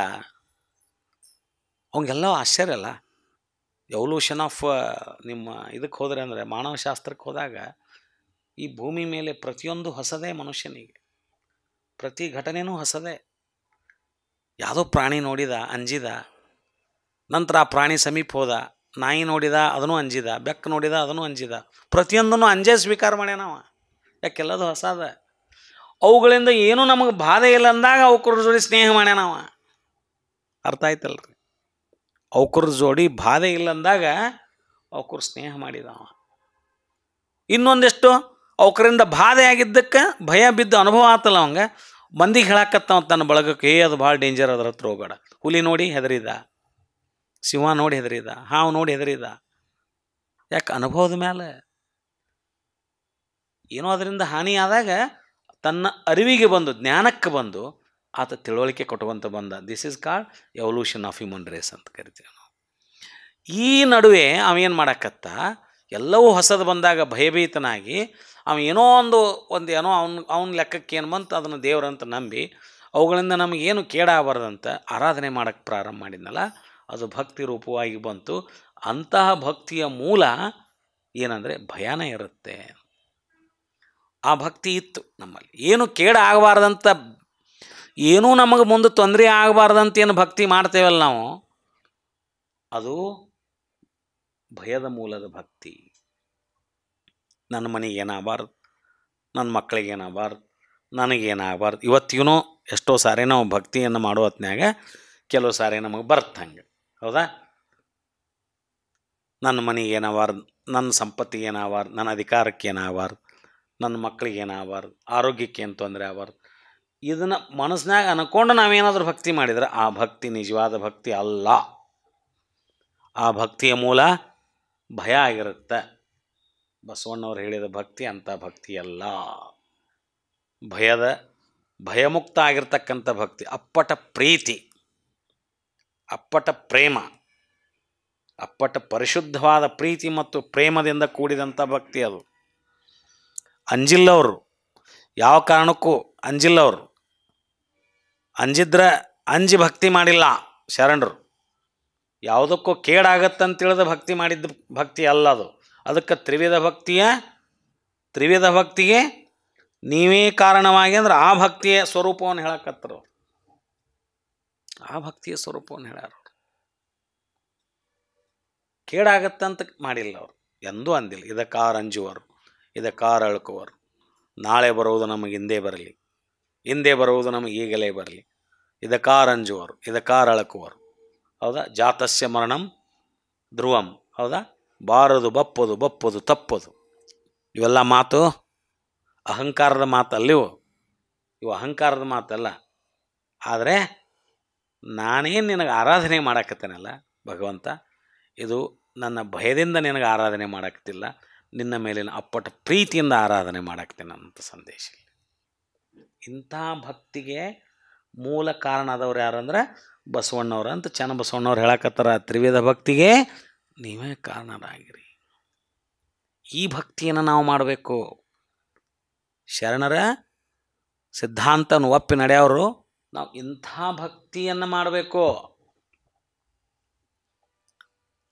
ಕೇಡಾಗತ್ತಂತಂಜಿ, ಮತ್ತೊಂದೇನೋ ಆಗತ್ತಂಜಿ, ಅಥವಾ ಏನೋ ಒಳ್ಳೆಯದಾಗಲಿ ಅಂತ ಅಪೇಕ್ಷೆ ಪಟ್ಟು ಸಂಕಲ್ಪ ಮಾಡಿಕೊಂಡು ಭಕ್ತಿ ಮಾಡೋದು ಅಲ್ಲ. ನನಗೆ ಹಿಂಗಾಗಲಿ ಒಳ್ಳೆಯದಂತ ಬೇಡ್ಕೊಂಡು ಭಕ್ತಿ ಮಾಡೋದಲ್ಲ. ಕೆಟ್ಟ ಆಗಲಿ ಅಂತ ಅಂಜಿ ಮಾಡೋದು ಭಕ್ತಿ ಅಲ್ಲ. ಇವೆರಡರಿಂದನೂ ದೂರ ಇರಬೇಕು, ಇವೆರಡರಿಂದ ಮುಕ್ತ ಆಗಿರ್ಬೇಕು ನಮ್ಮ ಭಕ್ತಿ. ಸಹಜವಾಗಿ ಭಕ್ತಿ ಸ್ವರೂಪದಲ್ಲಿ ಇರಬೇಕು. ಭಾಳ ಸಹಜವಾಗಿ ಭಕ್ತಿ ಮಾಡ್ತಾ ಇರಬೇಕು. ಭಾಳ ಸಹಜವಾಗಿ ದಾಸೋಹ ಮಾಡ್ತಿರ್ಬೇಕು. ಇದನ್ನು ಮಾಡಿದ್ರೆ ನನಗೆ ಪುಣ್ಯ ಬರ್ತೈತಿ, ಅದಕ್ಕೆ ನಾ ಮಾಡಾಕತ್ತೀನಿ. ಇದನ್ನು ಮಾಡಿದ್ರೆ ನನ್ನ ಮಕ್ಕಳಿಗೆ ಮುಂದೆ ಚಲೋ ಆಕತಿ, ಅದಕ್ಕೆ ಮಾಡಾಕತ್ತೀನಿ. ನೋ, ಇದರಿಂದ ಮುಕ್ತವಾಗಿರ್ಬೇಕು. ನಮ್ಮ ಮಾಡುವ ಎಲ್ಲ ಒಳ್ಳೆಯ ಕೆಲಸಗಳು, ನಾವು ಮಾಡುವಂಥ ಎಲ್ಲ ಪುಣ್ಯ ಕಾರ್ಯಗಳು, ಇದನ್ನು ಮಾಡಿದ್ರೆ ನನ್ನ ಮಂದಿಗೆ ಭಾಳ ಚಲೋ ಆಕತಿ, ಮುಂದೆ ನನ್ನ ಮನೆಗೆ, ನನ್ನ ಮಕ್ಕಳಿಗೆ ಅನ್ನೋ ಭಾವದಿಂದನೂ ನಾವು ಮಾಡಬಾರ್ದು ಅಂತ. ಅಂತಹ ಅಪ್ಪಟ ಶುದ್ಧ ಭಕ್ತಿಗೆ ಕಾರಣರಾದ್ರಿ ನೀವು. ಯಾರು? ಬಸವಣ್ಣವ್ರು. ಭಕ್ತಿ ಅಂದರೆ ಹಾಗೆ. ಅದಕ್ಕೆ ಅವ್ರು ಹೇಳಿದರು, ಭಕ್ತಿ ಎಂಬುದು ಗರಗಸದಂತೆ ಹೋಗುತ್ತಲೂ ಕರೆಯುವುದು. ಅದು ಬಸವಣ್ಣನವರ ಭಕ್ತಿಗೆ ಅನ್ವಯಿಸ್ತದೆ, ನಮ್ಮ ಭಕ್ತಿಗೆ ಅಲ್ಲ. ನಮ್ಮ ಭಕ್ತಿಗೆ ಅದು ಗರಗಸದಂತೆ ಅಲ್ಲ. ಅದು ನಾವು ಅದಕ್ಕೆ ತಲೆನೇ ಕೆಡಿಸೋಳಂಗಿಲ್ಲ. ಬೇಕಂದಾಗ ಭಕ್ತಿ ಮಾಡ್ತೇವೆ, ಬೇಡಂದಾಗ ಬಿಡ್ತೇವೆ ನಾವು. ನಮಗದ್ರಿಂದ ಏನು ಪರಿಣಾಮ ಇಲ್ಲ. ನಮಗೆ ಕಷ್ಟ ಬಂದಾಗ ದೇವ್ರು ನೆನೆಸ್ತೇವೆ, ಕಷ್ಟ ದೂರ ಆ ಕ್ಷಣಕ್ಕನ ದೇವ್ರು ಮರ್ತು ಬಿಡ್ತೇವೆ ನಾವು. ಒಂದೇನು ಆತಂಕದೊಳಗಿದ್ವಿ ಅಂದ್ರೆ ಎಷ್ಟು ನೆನೆಸ್ತಿರ್ತೇವೆ ಗೊತ್ತನ. ಹಂಗೆ ನೆನೆಸೋದೇನು ತೆರಪಿಲ್ದ ನೆನೆಸ್ತಿರ್ತೇವೆ, ತೆರಪಿಲ್ದಂಗೆ ನೆನೆಸ್ತಿರ್ತೇವೆ. ಉಳಿದಿದ್ದು ಏನು ಹೆಸರೇ ಇರಂಗೆ. ಆ ಆತಂಕ ದೂರ ಆದ ತಕ್ಷಣಕ್ಕನೇ ಅವ್ನು ಮರ್ತು ಬಿಟ್ಟಿರ್ತೇವೆ ನಾವು. ಮತ್ತು ನಮ್ಮ ಮನೆ ಮಂದಿ ಕುಟುಂಬ, ನಾ ಹಂಗೆ ಮಾಡಿದ್ದು, ನಾ ಹಿಂಗೆ ಮಾಡಿದ್ನಿ, ಅದಕ್ಕೆ ನಾ ಹಿಂಗೆ ಮಾಡಿದ್ದೆ ಅಂತ ಹಿಂಗಾತು ನನ್ನ ಮೇಲೆ ಹಾಕ್ಕೊತೀನಿ. ನಾವು ಒಳ್ಳೇದಾಗಿದ್ದೇನಲ್ಲ ನನ್ನ ಮೇಲೆ ಹಾಕ್ಕೊತೀನಿ. ಅದು ಆಗುವವರೆಗೂ ಬಿಟ್ಟು ಬಿಡದ ಪರಾಶಕ್ತಿಯನ್ನು ನೆನೆಸ್ತಿರ್ತೇವೆ ನಾವು. ಇದು ಹಂಗಲ್ಲ. ಭಕ್ತಿ ಎಂಬುದು ಗರಗಸದಂತೆ ಅನ್ನೋದು ಕೇವಲ ಬಸವಣ್ಣವ್ರಿಗೆ ಅಪ್ಲೈ ಆಗೋದು. ಅದು ಬೇರೆ ಅವ್ರಿಗೆ ಯಾರು ಅಪ್ಲೈ ಆಗೋದು, ನಮ್ಮಂಥವ್ರಿಗೆ ಅಪ್ಲೈ ಆಗೋದಿಲ್ಲ. ಅದು ನಮ್ಮ ಭಕ್ತಿ ಅವ್ರ ಭಕ್ತಿ ಲೆವೆಲಿಗೆ ಬರೋಕ್ಕೆ ಸಾಧ್ಯನೇ ಇಲ್ಲ ಅನ್ನುವಂಥ ಮಾತು. ಅದು ಹೋಗುತ್ತಲೂ ಕೊರೆಯುವುದು, ಬರುತ್ತಲೂ ಕೊರೆಯುವುದು. ಎಷ್ಟು ನೋವು ಅನುಭವಿಸಿದ್ರು, ಎಷ್ಟು ಕಷ್ಟಪಟ್ಟರು, ಎಷ್ಟು ಮಾಡಿದರೂ ಕಡಿಮೆ, ಏನು ಮಾಡಿದರೂ ಕಡಿಮೆ. ಸಮಾಜಮುಖಿಯಾಗಿ ಕೆಲಸ ಮಾಡೋಕ್ಕಂಥವ್ರಿಗೆ ಎಷ್ಟು ಮಾಡಿದರೂ ಕಡಿಮೆ. ಲೋಕದ ಅಪವಾದಗಳು ಬರ್ತಾವೆ, ಲೋಕ ನಿಂದನೆಗಳು ಬರ್ತಾವೆ, ಲೋಕದ್ದೇನೋ ಬರ್ತಾವೆ, ಹೌದಾ? ಎಷ್ಟೆಷ್ಟು ಅಪವಾದಗಳು ಬರ್ತಾವೆ. ಅಷ್ಟಾದ್ರೂ ಅದನ್ನು ಬಿಡಬಾರ್ದು ಅಂತ ಬಸವಣ್ಣವ್ರು ಹೇಳ್ಯಾರ. ಜನ ಏನು ಬೇಕಾದ್ದನ್ಲಿ, ಜನ ಬೇಕಾದ್ದು ಮಾತಾಡಲಿ, ಏನು ಬೇಕಾದ್ದನ್ಲಿ, ಹೌದಾ? ಏನಂದ್ರೂ ನಾನು ನನ್ನ ಸತ್ಯದ ದಾರಿ ಐತಲ್ಲ ಆ ದಾರಿ ಒಳಗೆ ನಡೀತೇನೆ. ಎದೆಗೊಂದು ಅವಶ್ಯಕತೆ ಇಲ್ಲ. ಎದೆಗೊಂದು ಅದಕ್ಕೆ ಹೇಳಿದ್ರು ಅವರು, ಎನ್ನ ಮಾನಾಪಮಾನ ನಿಮ್ಮದಯ್ಯ, ಎನ್ನ ಹಾನಿ ವೃದ್ಧಿ ನಿಮ್ಮದಯ್ಯ, ಎನ್ನ ವಾಮಕ್ಷೇಮವೂ ನಿನ್ನದಯ್ಯ. ಸ್ಪಷ್ಟ ಹೇಳಿಬಿಟ್ಟಾರ. ಯಾಕೆ ಆತಂಕ ಪಡ್ಬೇಕು ನಾವೆಲ್ಲ ಅವ್ರನ್ನ ಫಾಲೋ ಮಾಡೋರು? ಯಾರೋ ನಮಗೇನೋ ಅಂದಾರ, ಯಾರೋ ಏನೋ ಅಂದಾರ, ಬಿಟ್ಬಿಡ್ರಿ,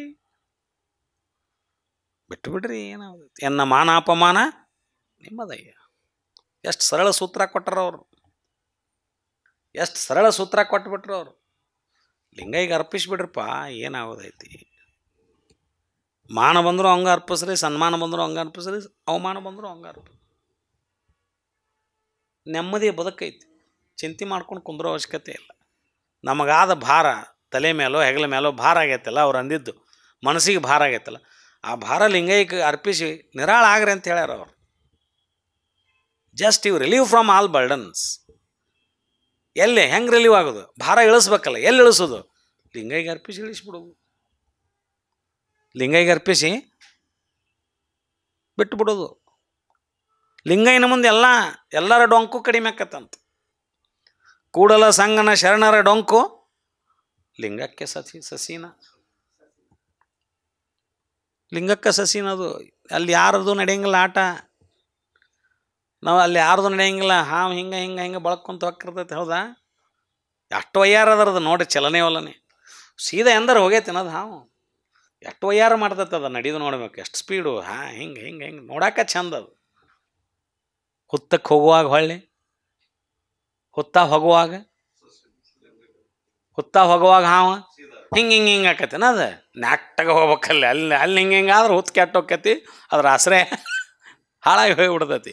ಅಲ್ಲಿ ನೆಟ್ಟಗೆ ಹೋಗ್ಬೇಕು, ಅಲ್ಲಿ ಹಿಂಗೆ ಹಿಂಗೆ ಹೋಗಕ್ಕೆ ಬರಂಗಿಲ್ಲ ಅದಕ್ಕೆ ಹಾವಿಗೆ. ಅದಕ್ಕೆ ಹೇಳಿದರು, ಹಾವಿನ ಡೊಂಕು ಹುತ್ತಕ್ಕೆ ಸಸೀನ. ಎಷ್ಟು ಚಂದ ಹೇಳ್ಯಾರ ನೋಡ್ರಿ.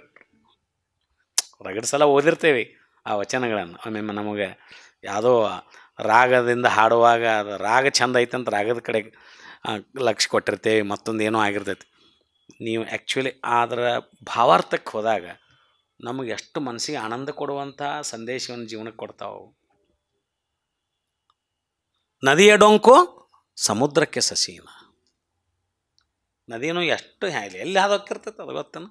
ಎಲ್ಲಿ ಹೋದು ಬರ್ತೈತೆ ಅದು. ಅದರ ಡೊಂಕ್ ನೋಡಿಬಿಟ್ರಂತೂ ಒಮ್ಮೆ ಮ್ಯಾಲೆ ಇಳಿತೈತಿ, ಒಮ್ಮೆ ತಳಗೆ ಇಳಿತೈತಿ, ಒಮ್ಮೆ ಸುತ್ತಾಡಿ ಎಲ್ಲಿ ಸುತ್ತಾಡಿ ಬರ್ತೈತಿ ಗೊತ್ತಿಲ್ಲ. ಹೊಳ್ಳಿ ಸಮುದ್ರ ಸೇರ್ತಂದ್ರೆ ತಣ್ಣಗೆ ಒಳದು ಬಿಡ್ತೈತೆ. ಅಲ್ಲಿ ಏನಿಲ್ಲ ಇಲ್ಲ.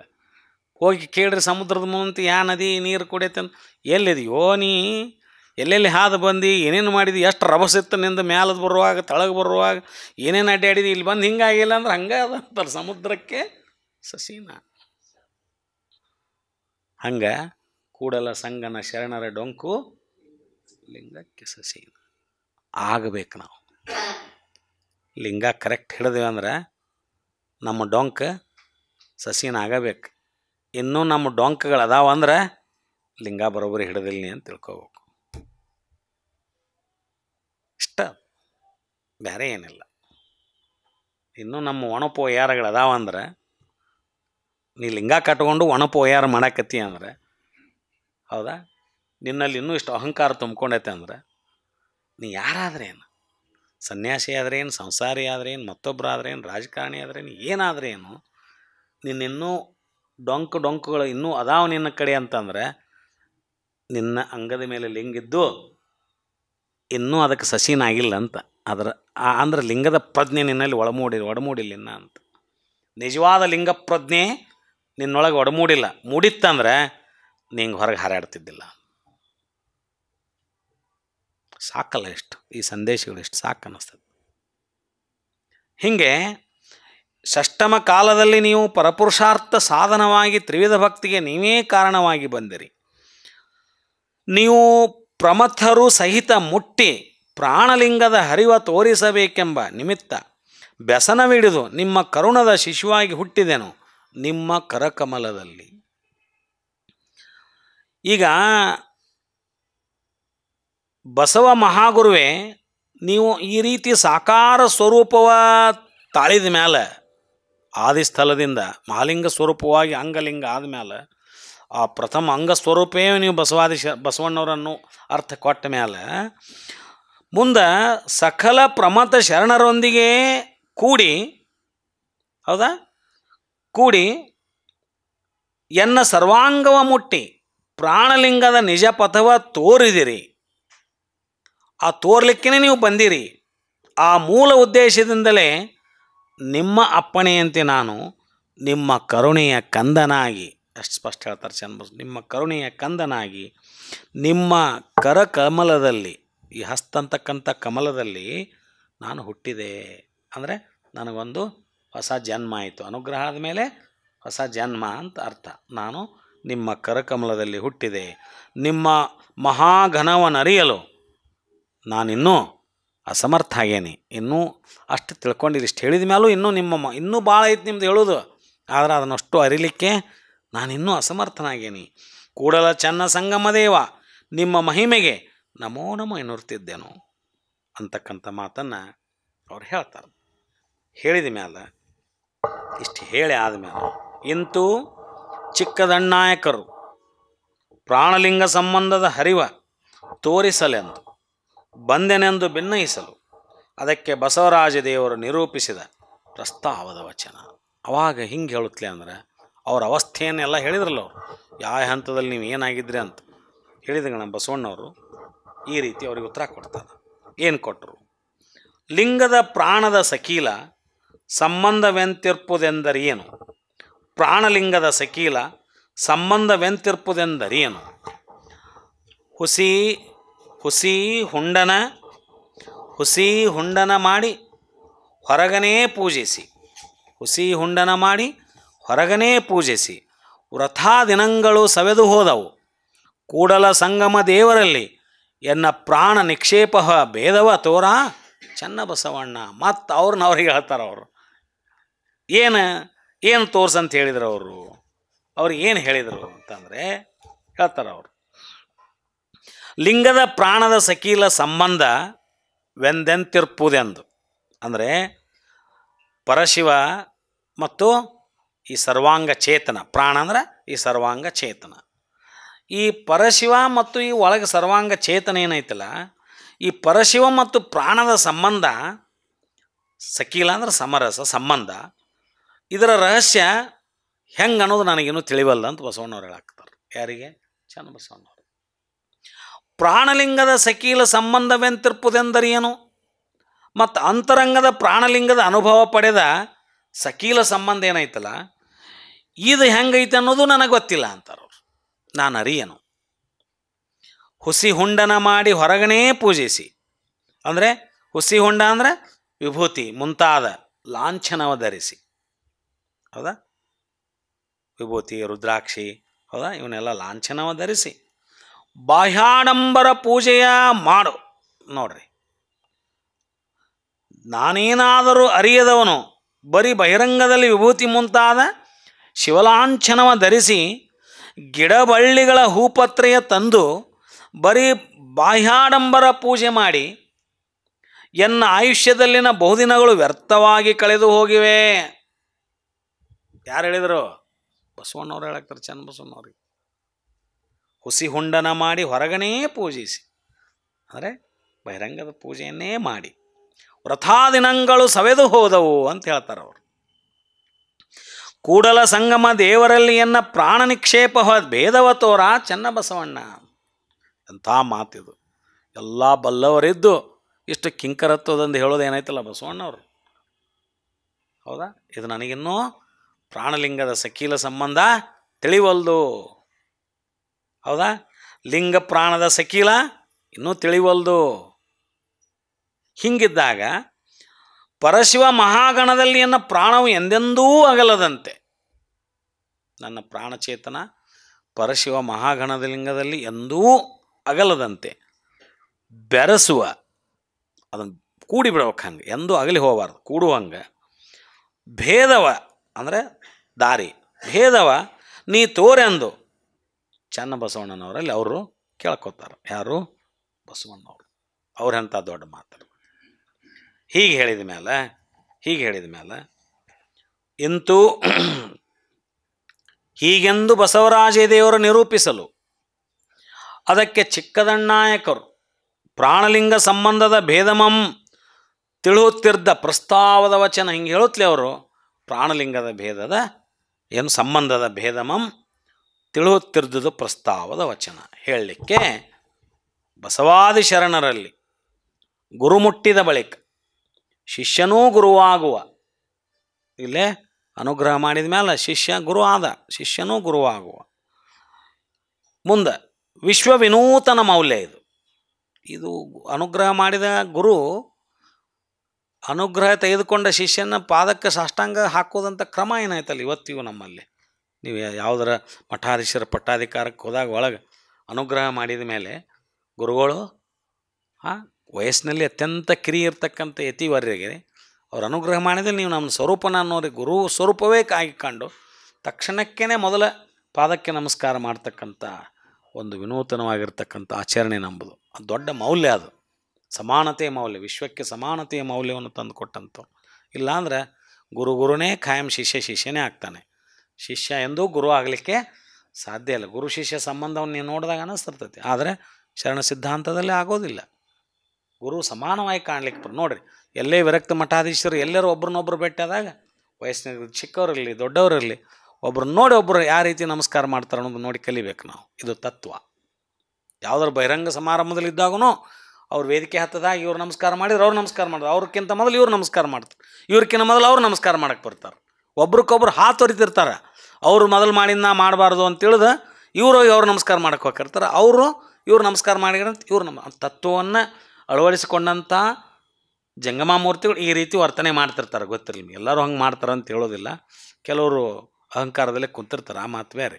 ತತ್ವ ಅನ್ನೋದೇನಿದೆಯಲ್ಲ, ತತ್ವ ಬಹಳ ಬಹಳ ಬಹಳ ಮುಖ್ಯವಾಗಿರ್ತಕ್ಕಂಥ ಈ ತತ್ವವೇ ಶರಣ ತತ್ವ, ಸಿದ್ಧಾಂತವೇ ಶರಣ ಸಿದ್ಧಾಂತ. ಇದು ಭಾಳ ಮೌಲ್ಯಯುತವಾಗಿರ್ತಕ್ಕಂಥ. ಇಲ್ಲಿ ಶಿಷ್ಯನು ಗುರುವಿನ ಗುಲಾಮನಲ್ಲ. ಶರಣ ಸಿದ್ಧಾಂತದಲ್ಲಿ ಶಿಷ್ಯ ಗುರುವಿನ ಗುಲಾಮನಾಗಲಿಕ್ಕೆ ಸಾಧ್ಯ ಇಲ್ಲ. ಗುರು ಮುಟ್ಟಿ ತಾನೂ ಗುರುವೇ ಆಗಿರುವನು. ಜ್ಯೋತಿ ಮುಟ್ಟಿ ಆ ಜ್ಯೋತಿ ಹೆಂಗೆ ಜ್ಯೋತಿ ಆಗ್ತದಲ್ಲ ಆ ತತ್ವದ ಮೇಲೆ. ಆದುದರಿಂದ ಈ ಸಮರಸದ ಸಂಕೇತವಾಗಿ ಗುರು ಬಸವಣ್ಣನವರ ಬಯಕೆಯಂತೆ, ಬಸವಣ್ಣವ್ರು ನನಗೆ ದಾರಿ ತೋರಿದನ ಅಂದ್ರಲ್ಲ, ಹೌದಾ? ಲಿಂಗದ ಸಂಬಂಧ ಪ್ರಾಣದ ಸಕೀಲ, ಪ್ರಾಣಲಿಂಗದ ಸಕೀಲ ನನಗಿನ್ನೂ ತಿಳಿಯಿಲ್ಲ ಅಂತ ಏನೋ ಹೇಳಿಬಿಟ್ರಲ್ಲ ಅವರು. ಅದಕ್ಕೆ ಅವರ ಬಯಕೆಯನ್ನು, ಅವರ ಅಪೇಕ್ಷೆಯನ್ನು ಈಡೇರಿಸಲಿಕ್ಕೆ ಮುಂದೆ ಬರ್ತಾರೆ. ಬಯಕೆಯಂತೆ ಚನ್ನಬಸವಣ್ಣನವರು ಪ್ರಾಣಲಿಂಗದ ರಹಸ್ಯವನ್ನು ತಾನೆಂಬುದಿಲ್ಲದೆ ಹೀಗೇ ವಿವರಿಸುವರು. ಪ್ರಾಣಲಿಂಗದ ರಹಸ್ಯವನ್ನು ಬಸವಣ್ಣವ್ರಿಗೆ ವಿವರಿಸಲಿಕ್ಕೆ ಪ್ರಾರಂಭ ಮಾಡ್ತಾರೆ. ನೋಡಿ ಎಂಥ ಅದ್ಭುತ ಇದು, ಹೌದಾ? ದೀಕ್ಷಾ ಪ್ರಸಂಗ ಮುಗೀತು, ಅವರವರ ಚರ್ಚೆ ನಡೆದೈತಿ. ಇವು ಅನುಗ್ರಹ ಆದ ತಕ್ಷಣ ಅವ್ರ ಅನುಭವಗಳಂಥ ಮೋಚನದಲ್ಲಿ ಚನ್ನಬಸವಣ್ಣವ್ರು ಹೇಳಿದರು. ಅವ್ರು ಸ್ತೋತ್ರ ಮಾಡಿದ್ದು ನೋಡಿ ಹೊಳ್ಳಿ ಚನ್ನಬಸವಣ್ಣವ್ರು ಕುರಿತು ಸ್ತೋತ್ರ ಮಾಡಿದರು. ಈ ಚರ್ಚೆ ನಡೆದ ನಂತರ ಈಗ ತತ್ವಕ್ಕೆ ಬಂದರು. ನನಗಿದು ಅಷ್ಟು ತಿಳಿದಿಲ್ಲ, ಸ್ವಲ್ಪ ತಿಳಿಸಪ್ಪ ಅಂತ ಕೇಳಿದರು. ಯಾರು? ಬಸವಣ್ಣವರು. ಹಂಗಾರೆ ತಿಳಿದಿಲ್ಲ, ನನಗೆ ತಿಳಿಸಂದ್ರೆ ಖರೇನ ತಿಳಿದಿಲ್ಲ ಅವರಿಗೆ. ತಿಳಿದೈತಿ, ಜಗತ್ತಿಗೆ ತೋರ್ಪಡಿಸ್ಬೇಕಾಗೈತಿ. ಏನು ತೋರ್ಪಡಿಸ್ಬೇಕಾಗೈತಿ? ಚನ್ನಬಸವಣ್ಣನವರ ನಿಲುವನ್ನು ಅವ್ರ ಮೂಲಕ ಹೇಳಿ ತೋರ್ಪಡಿಸ್ಬೇಕಾಗೈತಿ. ಚನ್ನಬಸವಣ್ಣವ್ರ ನಿಲುವು ಎಂಥದ್ದು, ಜ್ಞಾನ ಎಂಥದ್ದು ಅನ್ನೋದನ್ನು ಈ ಜಗತ್ತಿಗೆ ತೋರಿಸ್ಬೇಕಾಗೈತಲ್ಲ. ಅದಕ್ಕೆ ಬಸವಣ್ಣವರು ನನಗೆ ತಿಳಿದಿಲ್ಲದಟ್ಟು ಹೇಳಂತ ಹೇಳಿದರು. ಅವ್ರ ಕಡೆಯಿಂದ ಹೇಳಿಸಿದ್ರು. ಶಿಷ್ಯನ ಜ್ಞಾನ ಮಟ್ಟವನ್ನು, ವ್ಯಕ್ತಿತ್ವವನ್ನು ಜಗತ್ತಿಗೆ ಪರಿಚಯಿಸುವಂಥ ಒಂದು ದಾರಿ ಇದು, ಜಗತ್ತಿಗೆ ಪರಿಚಯಿಸುವಂಥ ಒಂದು ಮಾರ್ಗ ಇದು. ಅದಕ್ಕಾಗಿ ಬಸವಣ್ಣವರು ಈ ಅಪೇಕ್ಷೆಯನ್ನು ಪಡ್ತಾರೆ. ಯಾರಿಂದ? ಚನ್ನಬಸವಣ್ಣವರು. ಓಹೋ ಗುರುವೇ, ಚನ್ನಬಸವಣ್ಣವ್ರು ಚಾಲು ಮಾಡಿದ್ರು ಹಿಂಗೆ, ಓಹೋ ಗುರುವೇ, ನಿಮ್ಮ ಕರಕಮಲದಲ್ಲಿ ಉದಯಿಸಿ ಅಂಗದ ಮೇಲೆ ಲಿಂಗವಧರಿಸಿ ಆ ಲಿಂಗದಲ್ಲಿ ಆಗಾಗಿ ಪ್ರಾಣಲಿಂಗ ಲಿಂಗ ಪ್ರಾಣ ಎಂಬುದು ನಾ ಕಂಡೆನು. ನೋಡ್ರಿ, ನಿಮಗಾನು ತೋರಲು ಸಮರ್ಥನೆ ಪ್ರಶ್ನೆ ಮಾಡ್ತಾರೆ. ನಿಮ್ಮಿಂದ ಲಿಂಗ ಅನುಗ್ರಹ ಪಡ್ಕೊಂಡು, ನಿಮ್ಮಿಂದ ಲಿಂಗ ಪಡ್ಕೊಂಡು ಪ್ರಾಣಲಿಂಗ ಲಿಂಗ ಪ್ರಾಣವೆಂಬುದು ನಾ ಕಂಡೆ ಅಂಥವಂಗ ನಿಮಗಾನು ತೋರಲು ಸಮರ್ಥನೆ. ಆಚಾರವಂಗದ ಮೇಲೆ ನೆಲೆಗೊಂಡು ಪಂಚಾಚಾರಗಳು ಆಚಾರವಂಗದ ಮೇಲೆ ನೆಲೆಗೊಂಡು ಇಷ್ಟಲಿಂಗದಲ್ಲಿ ದೃಷ್ಟಿ ನೆಟ್ಟು ಭಾವಸಂಪನ್ನನಾಗಿಪ್ಪ ನಿಮ್ಮ ಘನವ ನಾನೆತ್ತಬಲ್ಲೆನಯ್ಯ.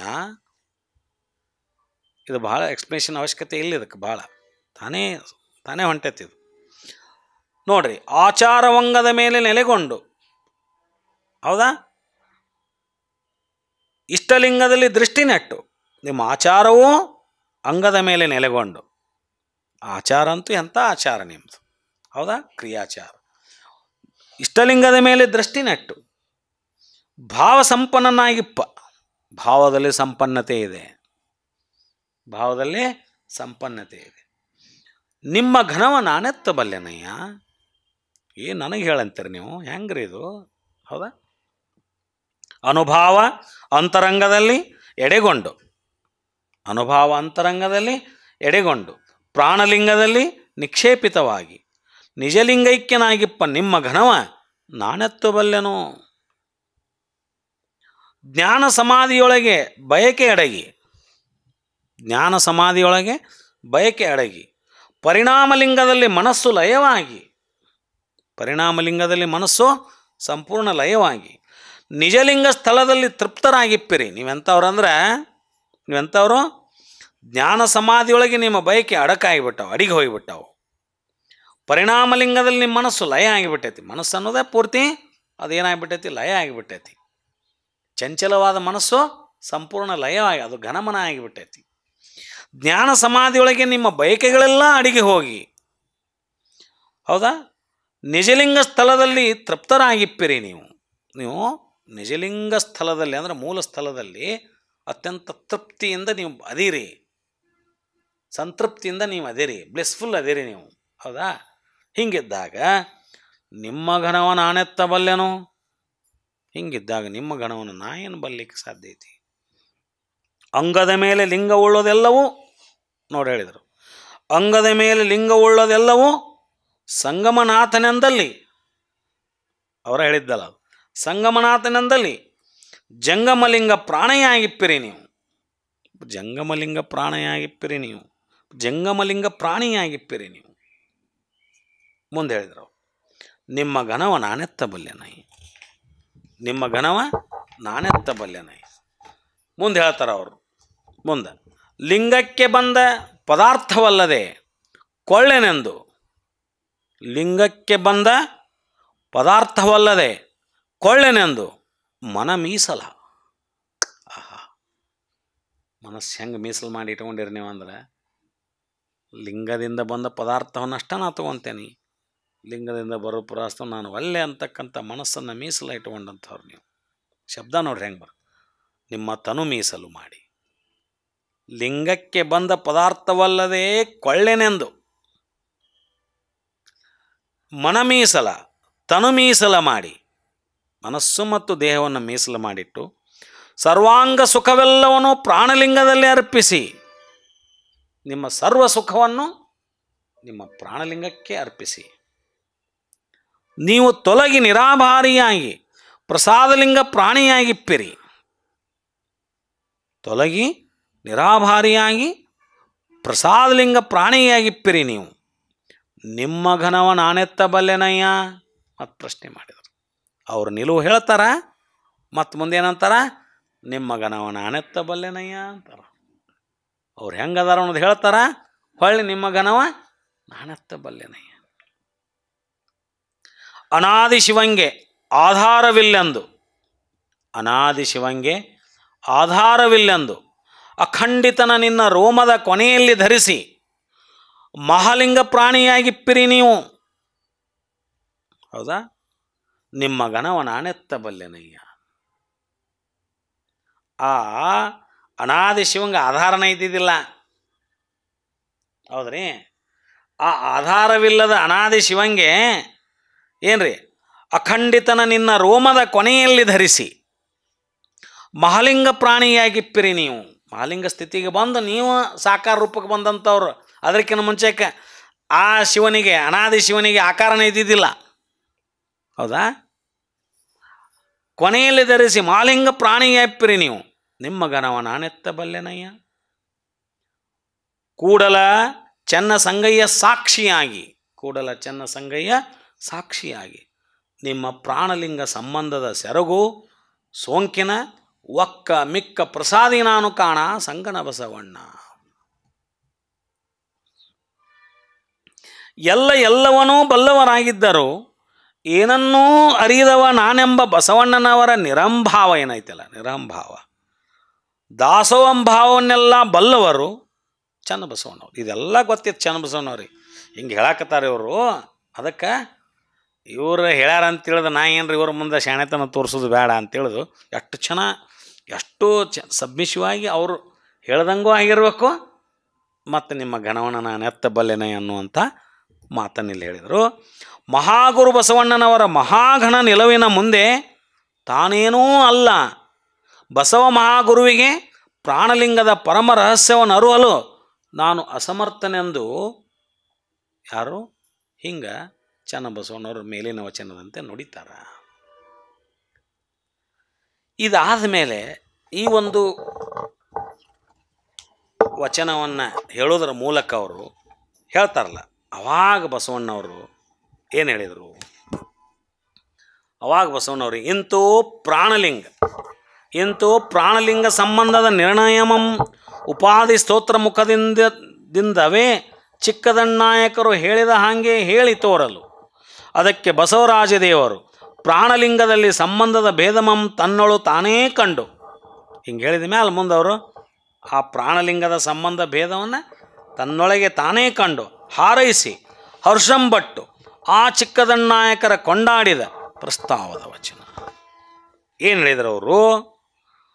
ಈ ಬಸವ ಮಹಾಗುರುವಿನ ಮಹಾಗಣ ನಿಲುವನ್ನು ಅವರ ಸ್ತುತಿಯೊಂದಿಗೆ ಪ್ರಾಣಲಿಂಗದ ಪರಮ ರಹಸ್ಯವನ್ನು ಹೇಳದಂತೆ ತಾನಿಲ್ಲದ ಪ್ರತಿಬಿಂಬಿಸಿ ಚನ್ನಬಸವಣ್ಣವ್ರು ಏನು ಮಾಡಿದರು?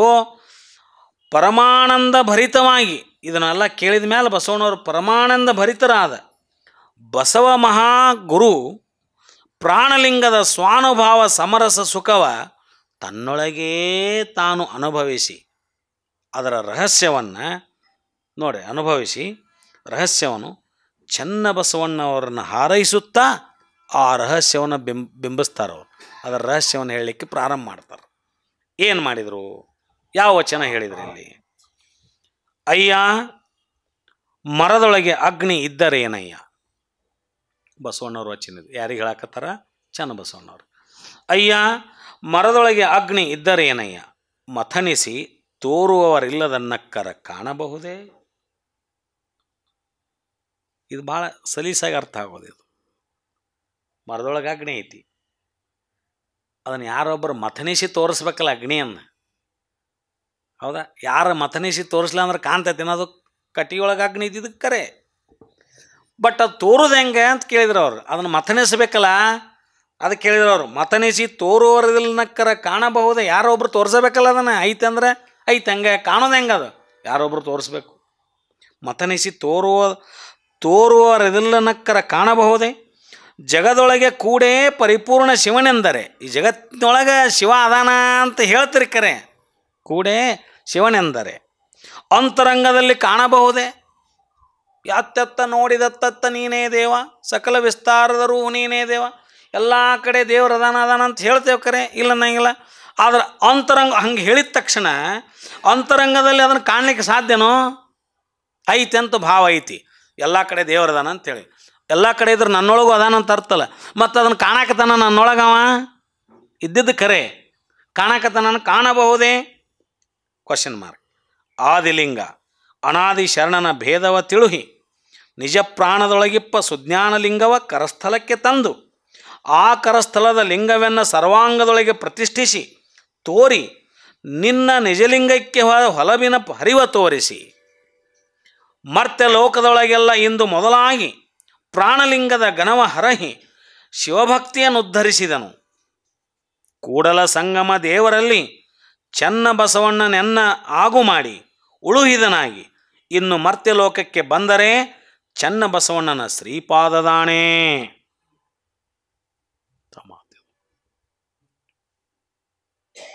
ಇನ್ನು ಮರ್ತ್ಯ ಲೋಕಕ್ಕೆ ಬಂದರೆ ಚನ್ನಬಸವಣ್ಣನವರ ಶ್ರೀಪಾದದಾಣೆ. ಇಂತೂ ಪ್ರಾಣಲಿಂಗ ಸಂಬಂಧ ಇಷ್ಟು ಹೇಳಿದ ಮೇಲೆ ಅವರು ಇಂತೂ ಪ್ರಾಣಲಿಂಗ ಸಂಬಂಧ. ಏನಿದು ಆದಿ ಲಿಂಗ ಅನಾದಿ ಶರಣನ ಭೇದವ ತಿಳಿ ಅಂತಕ್ಕಂಥ ಪ್ರಶ್ನೆ ಬಂತಲ್ಲ, ಅದನ್ನಷ್ಟು ಹೇಳಲಿಕ್ಕೆ ಹೋಗೋದಿಲ್ಲ. ಆ ಕರಸ್ಥದ ಲಿಂಗವನ್ನು ಸರ್ವಾಂಗದೊಳಗೆ ಪ್ರತಿಷ್ಠಿಸಿ ತೋರಿಸಿ ನಿತ್ಯ ನಿಜಲಿಂಗಕ್ಕೆ ಹೊಲವಿನ ಹರಿವ ತೋರಿಸಿ, ಅಂದರೆ ದಿಕ್ಕು ಮಾರ್ಗ ಅದನ್ನು ತೋರಿಸಿ ತನುಮನ ಭಾವ ಸಕಲ ಕರ್ಣೇಂದ್ರಿಯ ಸಹಿತ ಸರ್ವಾಂಗವು ಅಳಿವಿಲ್ಲದ ನಿತ್ಯ ಸತ್ಯವಾದ ನಿಜಲಿಂಗದಲ್ಲಿ ಸಮರಸವಾಗುವ ದಶ ದಿಕ್ಕು ತೋರಿದೆ. ಯಾರಿಗೆ ಹೇಳಾಕತ್ತಾರ ಅವರು? ಚನ್ನಬಸವಣ್ಣವ್ರಿಗೆ ಹೇಳಾಕ್ತಾರೆ. ಯಾರು? ಬಸವಣ್ಣವರು. ಮರ್ತ್ಯ ಲೋಕದೊಳಗೆಲ್ಲ ಇಂದು ಮೊದಲಾಗಿ ಪ್ರಾಣಲಿಂಗದ ಗಣವಹರೈ ಶಿವಭಕ್ತಿಯನ್ನು ಉದ್ಧರಿಸಿದನು. ಈ ರೀತಿಯಾಗಿದ್ದಂತಹ ಮುಂದೆ ಕಡೆ ಕೇಳ್ತಾರವರು, ನಿಜ ಭಕ್ತಿಯಲ್ಲಿ ಎನ್ನ ರೂಪುಗೊಳಿಸಿ ಎನ್ನ ಅವಿನಾಶಿ ಲಿಂಗವಾಗಿ ಉಳಿಸಿದವನು ಚಿನ್ಮಯ ಜ್ಞಾನಿ ಚನ್ನಬಸವಣ್ಣ ಅಂತ ಹೇಳ್ತಾರೆ. ನಮ್ಮ ಚನ್ನಬಸವಣ್ಣ. ನಾನೀಗ ಅವ್ಯಕ್ತವಾಗಿರುವ ಸ್ವಯಲಿಂಗ. ಬಸವಣ್ಣವ್ರು ಹೇಳ, ನಾನು ಅವ್ಯಕ್ತವಾಗಿರುವ ಸ್ವಯಲಿಂಗ. ಮರ್ತ್ಯ ಲೋಕದ ಆಚರಣೆಯಿಂದ ನಾನೀಗ ನಿವೃತ್ತನಾದೆ. ಮರ್ತ್ಯ ಲೋಕದ ಆಚರಣೆಯಿಂದ ನಾನು ನಿವೃತ್ತನಾದೆ. ಇನ್ನೆಂದೂ ಮರ್ತ್ಯಲೋಕದ ಕ್ರಿಯಾಚರಣೆಗೆ ಬರಲಾರೆನು. ಅಂದರೆ ಬಂದರೆ ಚನ್ನಬಸವಣ್ಣನ ಶ್ರೀಪಾದದಾಣೆ ಎನ್ನುವ ಮಹಾಗುರು ಬಸವಣ್ಣನವರು ತಮ್ಮ ಲಿಂಗ ನಿಲುವಿನೊಂದಿಗೆ ಚನ್ನಬಸವಣ್ಣನ ಜ್ಞಾನಘನವ ಕೊಂಡಾಡಿದ್ದುದು. ಈ ಮಹಾಜ್ಞಾನಿ ಲೋಕೋದ್ಧಾರಕನೆಂದು ಬಣ್ಣಿಸಿದ ಬಸವ ಗುರುವಿನ ಭೃತ್ಯ ಭಾವ ಭಾರವಾಗುತ್ತದೆ ಚನ್ನಬಸವಣ್ಣನವರಿಗೆ. ಇದನ್ನು ಹೇಳಿದ ಮೇಲೆ ಚನ್ನಬಸವಣ್ಣವ್ರು ತಡ್ಕೊಳಕ್ಕಾಗಿಲ್ಲ ಅವ್ರಿಗೆ. ಈ ಭೃತ್ಯ ಭಾವ ಏನೈತಲ್ಲ ಬಸವಣ್ಣವ್ರದ್ದು, ಎಷ್ಟು ಹೊರಬೇಕು ಇದನ್ನು, ಎಂಥ ಭಾರ ಹೊರಬೇಕು ನೋಡಿದ್ರೆ. ವಯಸ್ಸಿನಲ್ಲಿ ಚಿಕ್ಕವರು, ಆಮೇಲೆ ಅನುಗ್ರಹವನ್ನು ಪಡೆದುಕೊಂಡಂಥ ಯಾರಿಂದ ಅದು ಗುರುಸ್ಥಾನದಲ್ಲಿ ಬಸವಣ್ಣವ್ರದಾರ. ಹಿಂಗಿದ್ದು ಅವರು ಆ ಕಿಂಕರತ್ವವನ್ನು ಇಟ್ಟುಕೊಂಡು ಆ ಭೃತ್ಯಭಾವದೊಳಗೆ ಇದ್ದುಕೊಂಡು ಚನ್ನಬಸವಣ್ಣನ ಶ್ರೀಪಾದದಾಣೆ ಅಂತ ಹೇಳಿದಾಗ ಇದು ದೊಡ್ಡ ಭಾರ ಆಗಿಬಿಡ್ತೈತಿ. ಯಾರಿಗೆ? ಚನ್ನಬಸವಣ್ಣವರಿಗೆ ದೊಡ್ಡ ಭಾರ ಆಯ್ತು. ಈ ಭಾರವನ್ನು ಹೊರಿಸಿದ ಭಾರವನ್ನು ನುಳಿಕೊಳ್ಳಲು ಆ ಭಾರ ಮತ್ತೆ ತಳಗಿಳಿಸಾಕ ಮತ್ತು ಅವ್ರು ಏನು ಮಾಡಿದರು? ಚನ್ನಬಸವಣ್ಣವರು ಬಸವಗುರುವಿನ ಮಹಾಘನವನ್ನು ಇಲವ ಸ್ತುತಿಸುತ್ತಾರೆ. ಅವರನ್ನು ಮತ್ತೆ ಸ್ತುತಿಸಲಿಕ್ಕೆ ಪ್ರಾರಂಭ ಮಾಡಿದರು.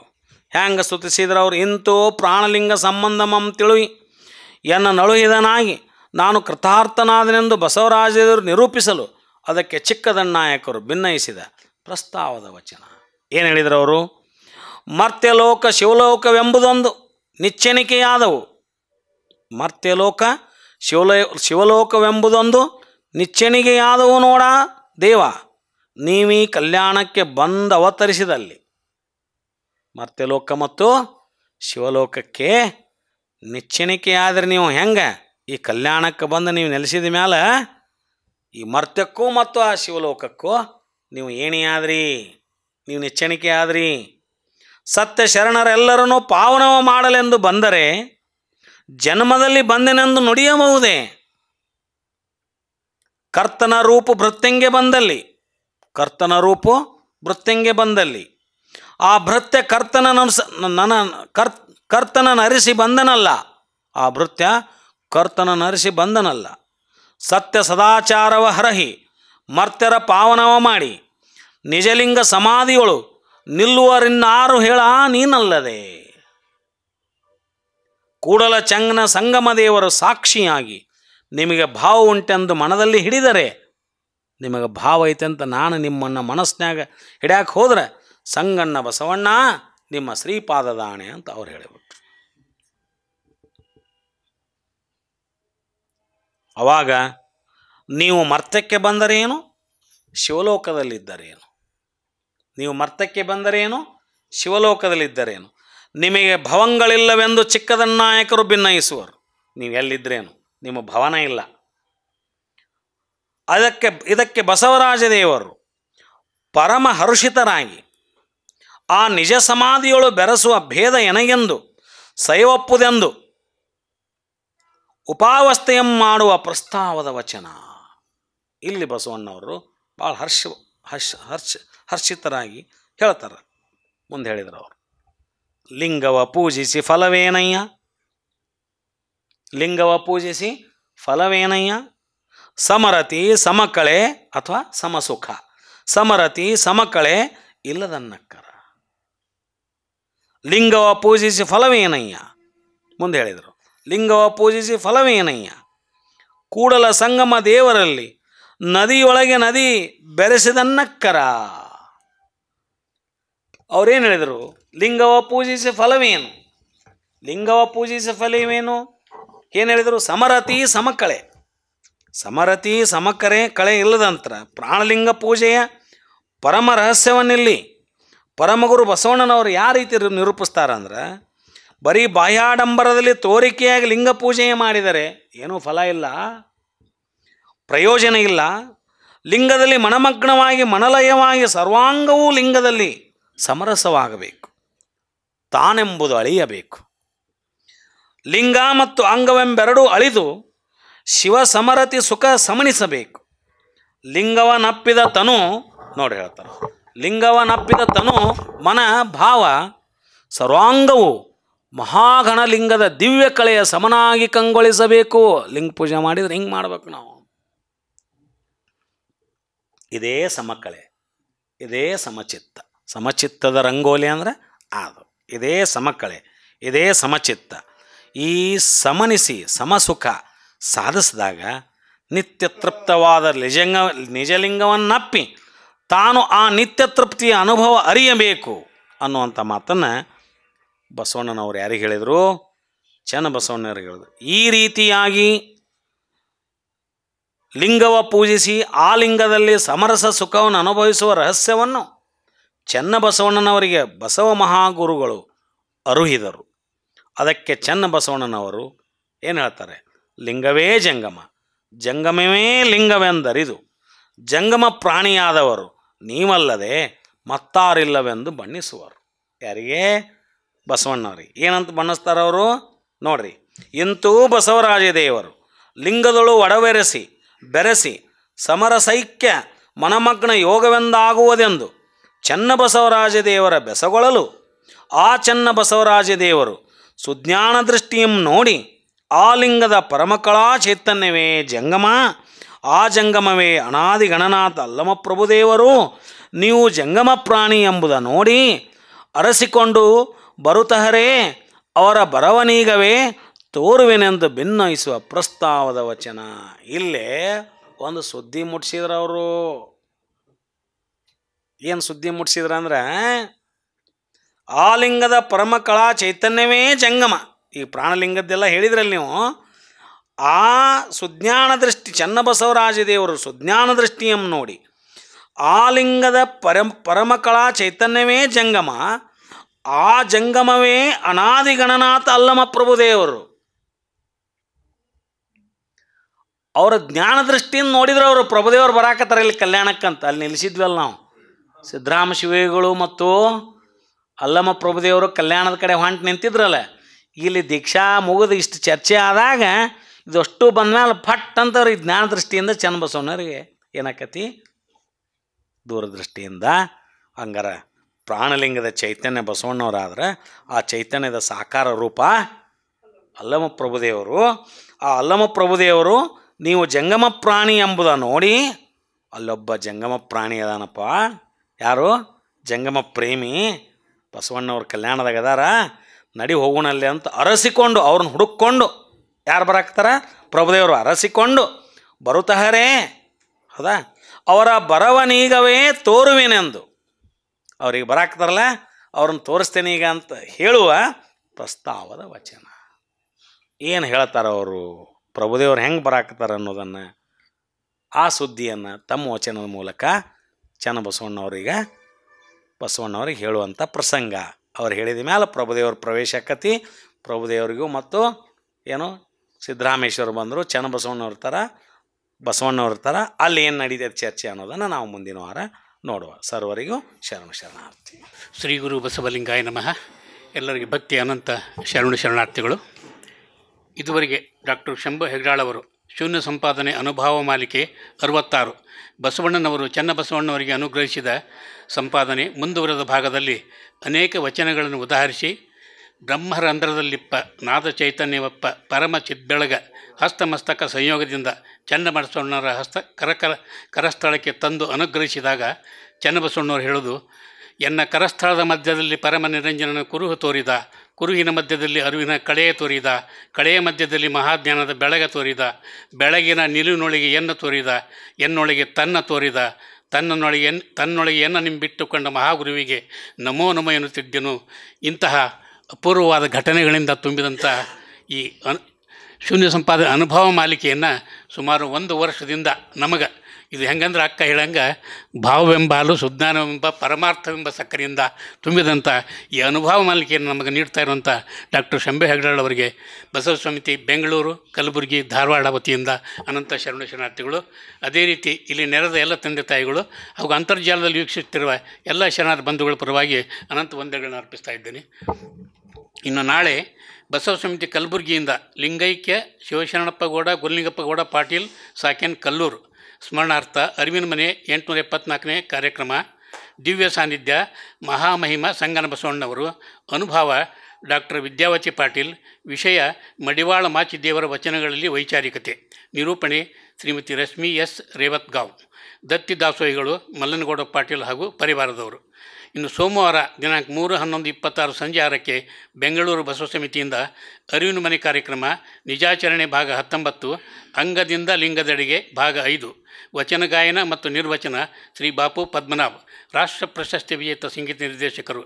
ಎಲ್ಲ ಕಾರ್ಯಕ್ರಮಗಳನ್ನು ಸಹೃದಯ ಶರಣ ಬಂಧುಗಳು ಹೆಚ್ಚಿನ ಸಂಖ್ಯೆಯಲ್ಲಿ ತಾವು ವೀಕ್ಷಿಸಿ ತಮ್ಮ ಬಂಧು ಮಿತ್ರರನ್ನು ವೀಕ್ಷಿಸಲು ಪ್ರೋತ್ಸಾಹಿಸಿ ಬಸವ ಸಮಿತಿ ಈ ಶರಣತತ್ವ ಪ್ರಚಾರದಲ್ಲಿ ಕೈ ಜೋಡಿಸಲು ವಿನಮ್ರವಾಗಿ ಪ್ರಾರ್ಥಿಸುತ್ತೇನೆ. ಈಗ ವಚನ ಮಂಗಳ ಅರುಣಾ ತಾಯಿ ನಂದಿಬಿ ಅವರಿಂದ. ನಾನು ನಿನಗೆ ಒಲಿದೆ, ನೀನು ಎನಗೆ ಒಲಿದೆ. ನಾನು ನಿನಗೆ ಒಲಿದೆ, ನೀನು ಎನಗೆ ಒಲಿದೆ. ನಾನಿನ್ನ ಅಗಲಲಾರೆ, ನೀ ಎನ್ನ ಅಗಲದಿರ್ಪೆಯಯ್ಯ. ನೀ ಎನ್ನ ಅಗಲದಿರ್ಪೆಯಯ್ಯ. ನಾನು ನಿನಗೆ ಒಲಿದೆ, ನೀನು ಎನಗೆ ಒಲಿದೆ. ನಿನಗೆ ಬೇರೊಂದು ಠಾವುಂಟೆ, ನಿನಗೆ ಬೇರೊಂದು ಠಾವುಂಟೆ. ನೀ ಕರುಣಿಯೆಂಬುದ ನಾ ಬಲ್ಲೆ, ನೀ ಕರುಣಿಯೆಂಬುದ ನಾ ಬಲ್ಲೆ. ನಾನು ನಿನಗೆ ಒಲಿದೆ, ನೀನು ಎನಗೆ ಒಲಿದೆ. ನೀನಿರಿಸಿದ ಗತಿಯೊಳಗೆ ಇಪ್ಪವಳು ನಾನಯ್ಯ. ನೀನಿರಿಸಿದ ಗತಿಯೊಳಗೆ ಇಪ್ಪವಳು ನಾನಯ್ಯ. ಅದ ನೀನೆ ಬಲ್ಲೆ ಚನ್ನಮಲ್ಲಿಕಾರ್ಜುನ, ಅದ ನೀನೆ ಬಲ್ಲೆ ಚನ್ನಮಲ್ಲಿಕಾರ್ಜುನ. ನಾನು ನಿನಗೆ ಒಲಿದೆ, ನೀನು ಎನಗೆ ಒಲಿದೆ. ನಾನಿನ್ನ ಅಗಲಲಾರೆ, ನೀ ಎನ್ನ ಅಗಲದಿರ್ಪೆಯಯ್ಯ. ನೀ ಎನ್ನ ಅಗಲದಿರ್ಪೆಯಯ್ಯ, ಅಗಲದಿರ್ಪೆಯಯ್ಯ, ಅಗಲದಿರ್ಪೆಯಯ್ಯ. ಶರಣು ಶರಣಾರ್ಥಿಗಳು. ಬಸವಾ ಬಸವಾ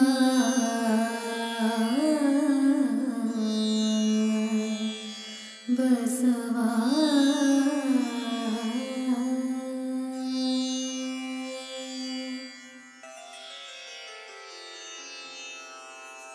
ಹರ ಬಸವಾಯ ನಮಃ, ಪ್ರಭು ಬಸವಾಯ ನಮಃ, ಗುರು ಬಸವಾಯ ನಮಃ, ಲಿಂಗ ಬಸವಾಯ ನಮಃ, ಜಂಗಮ ಬಸವಾಯ ನಮಃ, ಭಸ್ಮ ಬಸವಾಯ ನಮಃ, ರುದ್ರಾಕ್ಷಿ ಬಸವಾಯ ನಮಃ, ಮಂತ್ರ ಬಸವಾಯ ನಮಃ, पादोदक बसवाय नमः प्रसाद बसवाय नमः चिन्निधि बसवाय नमः चिन्नाद बसवाय नमः चिद्बिन्दु बसवाय नमः चित्कल बसवाय नमः चिदङ्ग बसवाय नमः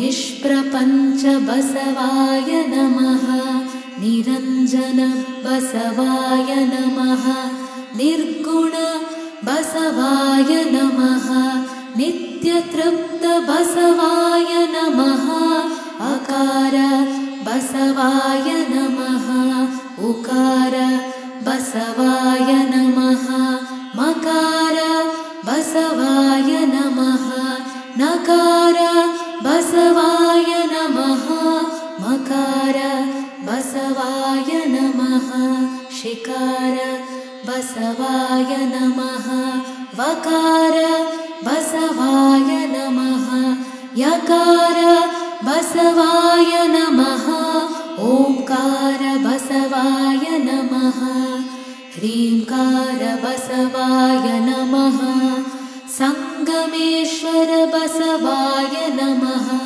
प्रत्यक्ष कपिल सिद्ध मल्लिकार्जुन बसवाय नमो नमः।